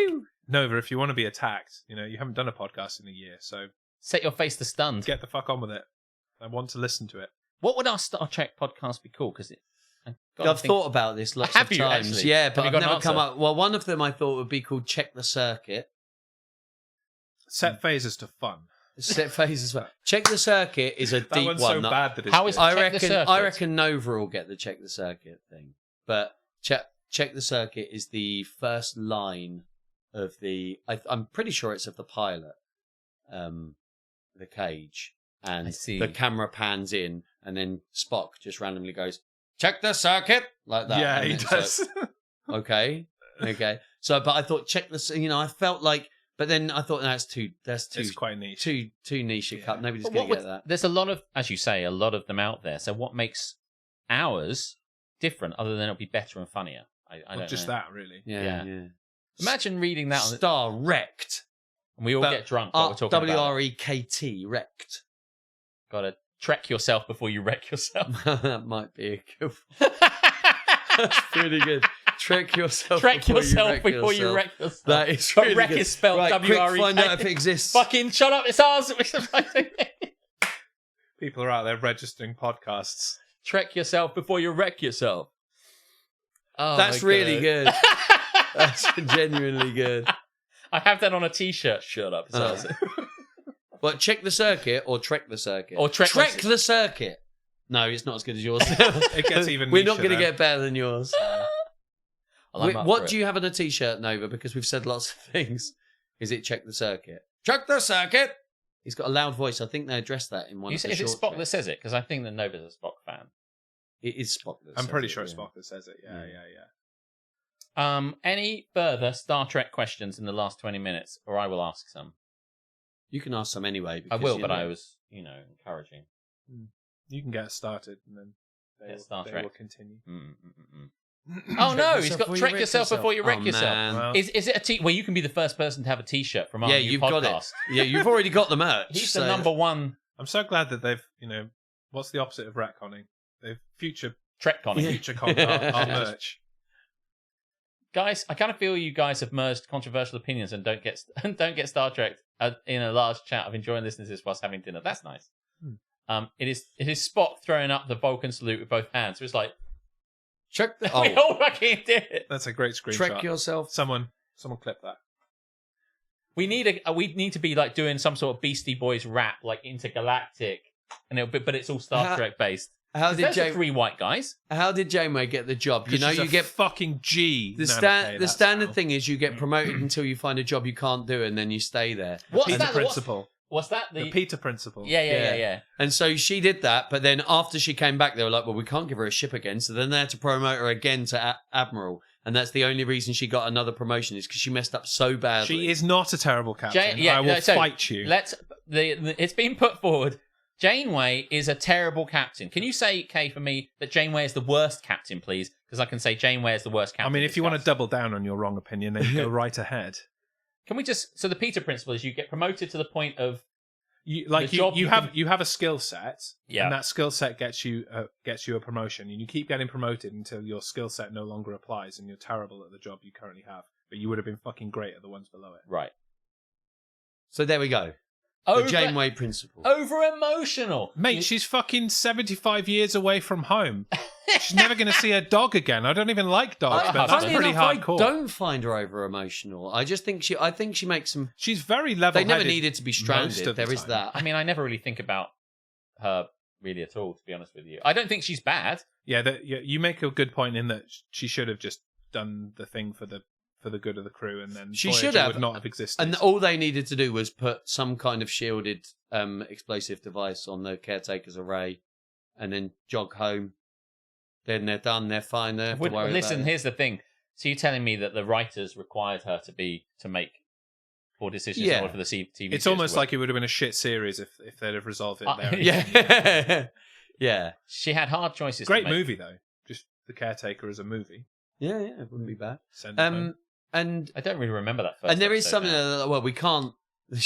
She's like, we can't. What's the name of Kess's people? I can't remember what they're The called. Ocampa. The Ocampa. Oh, damn. She's like, well, we need to. We can't leave these people. The That's Kazon it. are going to mess them up. If we can't go, leave them. the- if we go, they're going to mess it up. So what we're going to do is we're going to stay. We're going What to happened to protect Prime them, Directive? and then we're going to go home. So they go anyway. They still leave the Ocampa there to be messed up by the Kazon. Neelix fucked with their Prime Directive by taking them to the Ocampa homeworld and then Yeah. fucked it up. What would you have called that movie? What, just the pilot of Pilot Voyager? of the is it? Caretaker. Yeah, just the caretaker. I probably would have just called it The Caretaker. Star Trek, yeah. the caretaker. Yeah. Or you could have, because it wouldn't have been a series, you could have just called it Star Trek Voyager. Yeah. Yeah. Star Trek Voyager, the search for fucking shit up. She could have You- done a deal with Q to get her ship You home. don't want to be in Q's pocket. She had Yes. plenty of opportunities Once to just you're in his wave pocket- a magic wand and get the crew You know, home. That's Data true. But Data she could was have been very made. moral. Data could have been made human. Riker could have been all powerful and used those powers for the good of the universe, but they know not to make a deal with Q. So When here's they're the like, no, thing. I'm not on it. They've got to be careful as a show writer not to kind of use their mega. Set a precedent. Yeah. Yeah. You've got to keep your powder dry on things like that, because the moment you start letting people kind of do that sort of stuff, then when you eventually do a big kind of thing, then you end up kind of, well, we've done this already, and Q is the answer to so many things if they'll let Yeah. it be, so.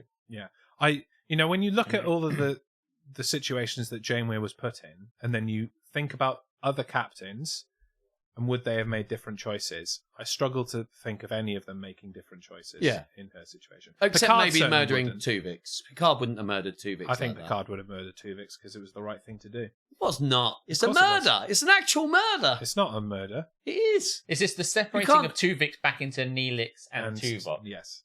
Neelix and Tuvok were dead, man. They were gone. No, they weren't. Tuvix exists. They were still Oh, I still love it. there. An episode. Like, I mean, if you got to think about what means death. Their DNA was still alive, existing within this new entity. Is the episode called Tuvix? It is called Tuvix. Do you guys know what this episode is that they're talking about? Because otherwise you're going to be lost. But like, it's the episode where I can't remember if it's like a transporter accident or something. It is Yeah. a transporter What a surprise! accident. But I couldn't think of another way, and I haven't seen it for a long time. Where Tuvok and Neelix get bonded together into an all new character called Tuvix, and Clues in the name, folks. then they find a way to unwork that. But is it killing this person that exists now? Is a forming of two of them together. Yeah. Is a new life. So are you murdering that person? I mean, when the you only separate them problematic again? part of it, he was like, I don't want to die. We're Yes. like, well, tough shit, motherfucker. But this is the thing. This is the consciousness, therefore, of both Neelix and Tuvok saying that they don't want to die. They want to stay as they are. So it's going against the wishes of both of them together. But So they- even if you don't think it's murder, which I definitely do, Yeah. it's not giving them bodily autonomy. I don't think either option is really okay, and so you're kind of stuck. Well, You could argue both sides. Do you kill one person or allow two people? they're to already die? dead. They're not. They're already dead. Well, This they is are. so exciting. I love this. If they never exist, right? They will never exist again. If you keep them exactly as But they they are, did exist again. Right? Ergo, your point is moot. They can exist again. They did exist before. Yeah. So their existence It's contingent on removing the existence of a different entity. That's That- the trolley problem, right? that has only lived for such a short period. It of doesn't time. matter. Like I don't know. You wouldn't kill a. It's the whole. It's essentially just giving people sort of the bodily autonomy. I think it's all about bodily autonomy, and that shouldn't kick in at a certain age. I don't think. It And does. by the way, like they've been around for quite a while. when you consider things like conjoined twins, yeah. sometimes people do have to make a choice there, and it's sad and unfortunate. But True, but those they've tough picked the most decisions do viable need one. to But be made. but Tuvix is already viable. Tuvix is doing just fine, and has said that they don't want to be killed. He's not viable though, because he couldn't do either of the jobs he previously held. He was a crap security. Oh yeah, officer but he's and a viable as an crap morale existing officer. person. He's viable as an existing person. I mean, he has value. You know, It's kind of unfortunate, really, because even if they'd said this is a morally terrible thing, and we cannot go back to where we were, the fact is that you needed both those actors you needed to play both the back. characters again. It's purely the fact that it's net. Right. It's a By the TV way, series. I think that they did the right thing for the series. I just wish that they hadn't just sort of done it, and then Janeway walks off at the end like that was a hard decision. And it's never referenced again. I don't know. And Tuvix was kind of weird. Well, that's true. It was True kind of Vix. weird. Yeah. If I murder someone but then have a baby, does it even out? Yes. It's a very different question. 2 wrongs make a right. Yeah. Depends who it is.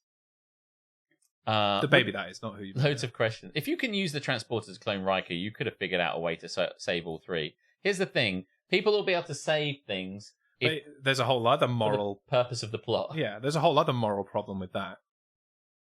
Like, But cloning Yeah. in... Which one do you then save? Because then they both have was Riker rights to cloned. stay exactly as they are. yeah. So Riker was cloned. It's what's about series into it became Thomas Riker the clone. Yeah, I think it's season 2 or season 3, something like that. You know, I think it's right. Watch all these again. Yeah. Things But fade they didn't into- know. They basically went back to somewhere that Riker had been, and then it turned out Riker was still there. And they were like, "What is this?" And then he ended up joining the Marquis, and then getting thrown in the Cardassian prison, where we presume he died because obviously They did reference that he was probably dead. yeah. Tuvix sounds like a Pokemon. He does. Well, he is. He's the evolution of Yeah. Tuvok. And they put him in a little ball. And you needed a nebula to evolve them. Boom. and a little plant. It's a hard Pokemon to get, but It is they hard. nailed it. They nailed it. Got to do it in space. If you're anywhere else, it won't evolve. Janeway doesn't give a fuck about Pokemon cards, though. She just ripped that shit up. Yeah. No one just goes like, there was like, Tom Paris, he's like, oh, I love old things. I'm really into 50s things. I love Cadillacs. I want to make cars. That is a trope in Star Trek that I really want to leave the fuck behind. Well, like, Honestly. old- Like, I love old shit from the period in which this show is being broadcast. watched. I'm like, fuck off! No one, Harry Kim doesn't go, hey, what have you got there? Those little plastic discs. They're called Pogs. They were big in the 90s. Right. I think you throw them into people's eyes. I'm not really sure how they work. And we're all like, ha ha ha, you I'm flip like, them against "God the damn, other. Just be in the future. Do future shit. Stop fucking me around. I If I wanna want to watch- watch something now, I'll watch something now. Fuck off. Yeah. It's like, we're all playing Pokemon. Oh my god, can you imagine? I'm tuning into a program about space. Let's go to a world that's based on the westerns of the 1800s. Like, fuck off, I would watch a western! Hey, but even better, they can put that world on the ship that they're already on in space. They can just get the A holiday. fistful of datas. It is like, hey, let's do things Oh, in the man. Wild Great West. All of though. the fucking, whatever the character's called, is it something Dix? What Picard's Picard's detective. noir Yeah. detective. Yeah. I'm like, all of that shit. Just get that out of my and Star all of Trek. Janeway's. Yeah. Oh my all of god! that. Oh my I god! ha- Maybe I don't like Voyager. creepy When, like, as shit, all of that where's as well. Where was that? The town. where She's it's friends like just with like Leonardo Fairhaven. da Vinci and stuff. Fairhaven. Fairhaven. Fuck Fairhaven as well. Oh, my god, all of that. Man. Where Awful. she Yeah, goes but to the lucky. bar. Hey, isn't it lucky when they're stuck out there that the holodeck runs off a different power source? Yeah, So they don't it's have very to- convenient. They can't wire that power into anything. B'Elanna Torres is good, but she's not that good. So they still get to go to Fairhaven. Or the weird fucking French pool bar. Yeah, the bar that Tom Paris really likes. Or Fairhaven. She kind of hangs out with the barman, and I'm like, are they going to kind of get it on? What's going on? I can't remember why they go to Fairhaven. It's like we need shore leave, but we can't go anywhere, and so they. It's make just a big- because they keep buying like random holodeck programs from people that they pass. Yeah. And then Tom Paris and Harry Kim decide to design their own, and out of their because they haven't got anything infinite else wisdom, they create a fucking mid 19th century Irish town. Yeah. But there is Obviously, the worst they've got one. so much fucking knowledge about that. There is the worst one, of course, is the Neelix and Naomi Wildman Flotter ones, Flodder or whatever he's called. I don't mind That those. is the worst. I That don't is mind that so. It's disgusting. It makes me want to die when I'm watching it. No, it makes me want the writers to die before they wrote that episode. But I don't like time travel, so there's nothing I can do about it. It's very sickly sweet, so I like that one. And there's a really annoying one in the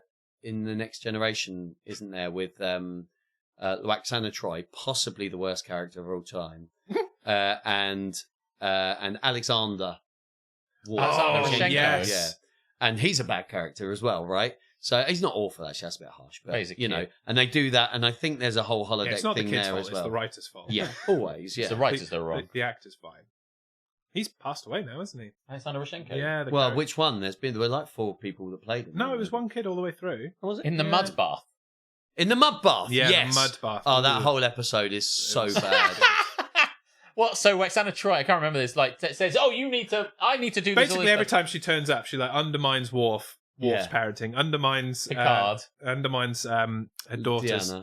Deanna's Yeah. like counselling, Yeah. and then just like, yeah, let's just go and get naked you in a know- mud bath and shit. Like, what are you doing? A lot of TV series like to have like a mum that turns up that just throws the cat among the pigeons, and I kind of think it might be a trope that should go now. In many ways, when in Picard, you sort of see that both Riker and Deanna Troi have turned into these really loving, caring parents to this awesome kid that they've got.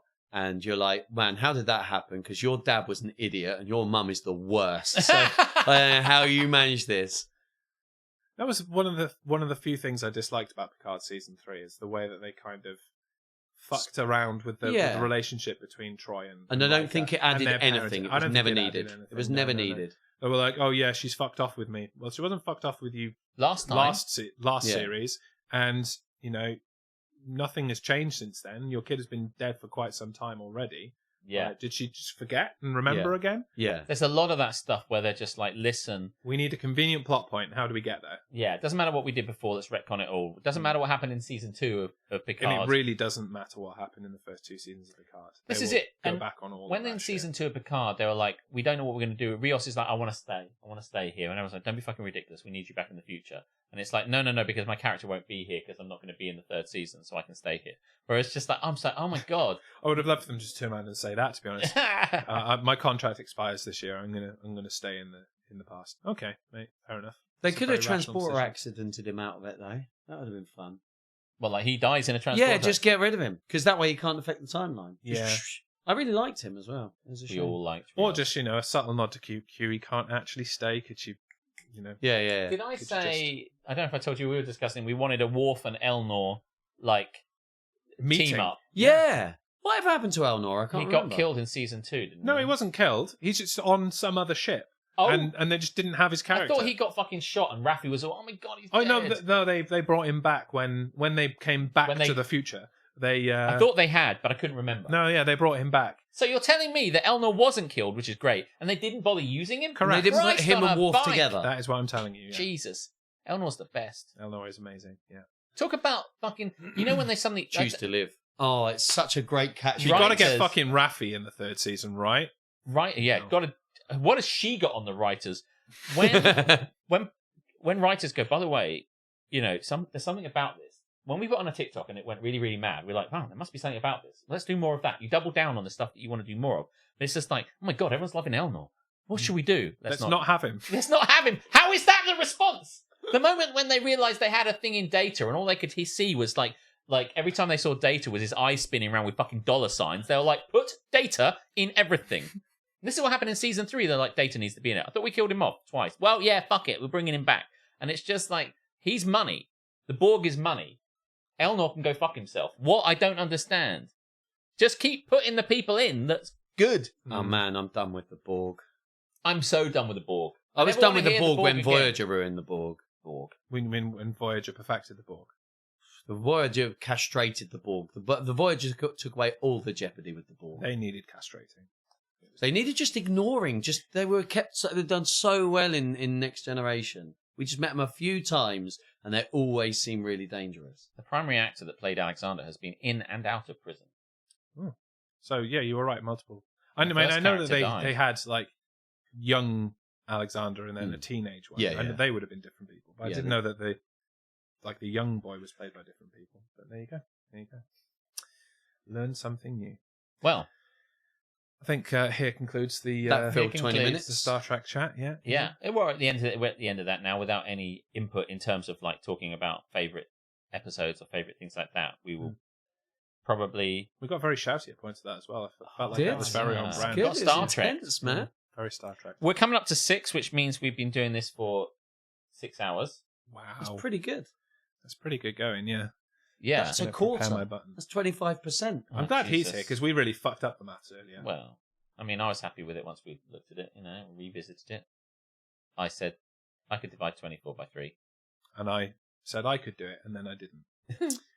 Hey, look, he's just done the old Vulcan salute there, has Nova Charter, and it makes me wonder whether it's intentional that Live Long and Prosper, the LLAP, Mm-hmm. is a palindrome of Peace and Long Life, PAL. You Pal. won, didn't you? Peace and long life. Who says peace and long life? That's also a Vulcan thing, isn't man, it? they're really like. They say that. No, but tell me I'm not wrong. Do you know? It's definitely a Star Trek thing, but I can't. Or think... maybe can't think who it's says it's something that is said to Spock. Help me out. I feel like it certainly comes up in like the Wrath of Khan or something. I don't know. Yeah. It's obviously not as much of a thing as Well, Live Long and Prosper. No, It's 6 o'clock. it is 6 o'clock. So you're going to press a button. So maybe we should leave this section of the show with a little Vulcan salute. What do you think of that? Let's do it. Is it like gang signs? Yeah, throw up your gang signs. We're going for a break. We'll be back soon. See you in a minute.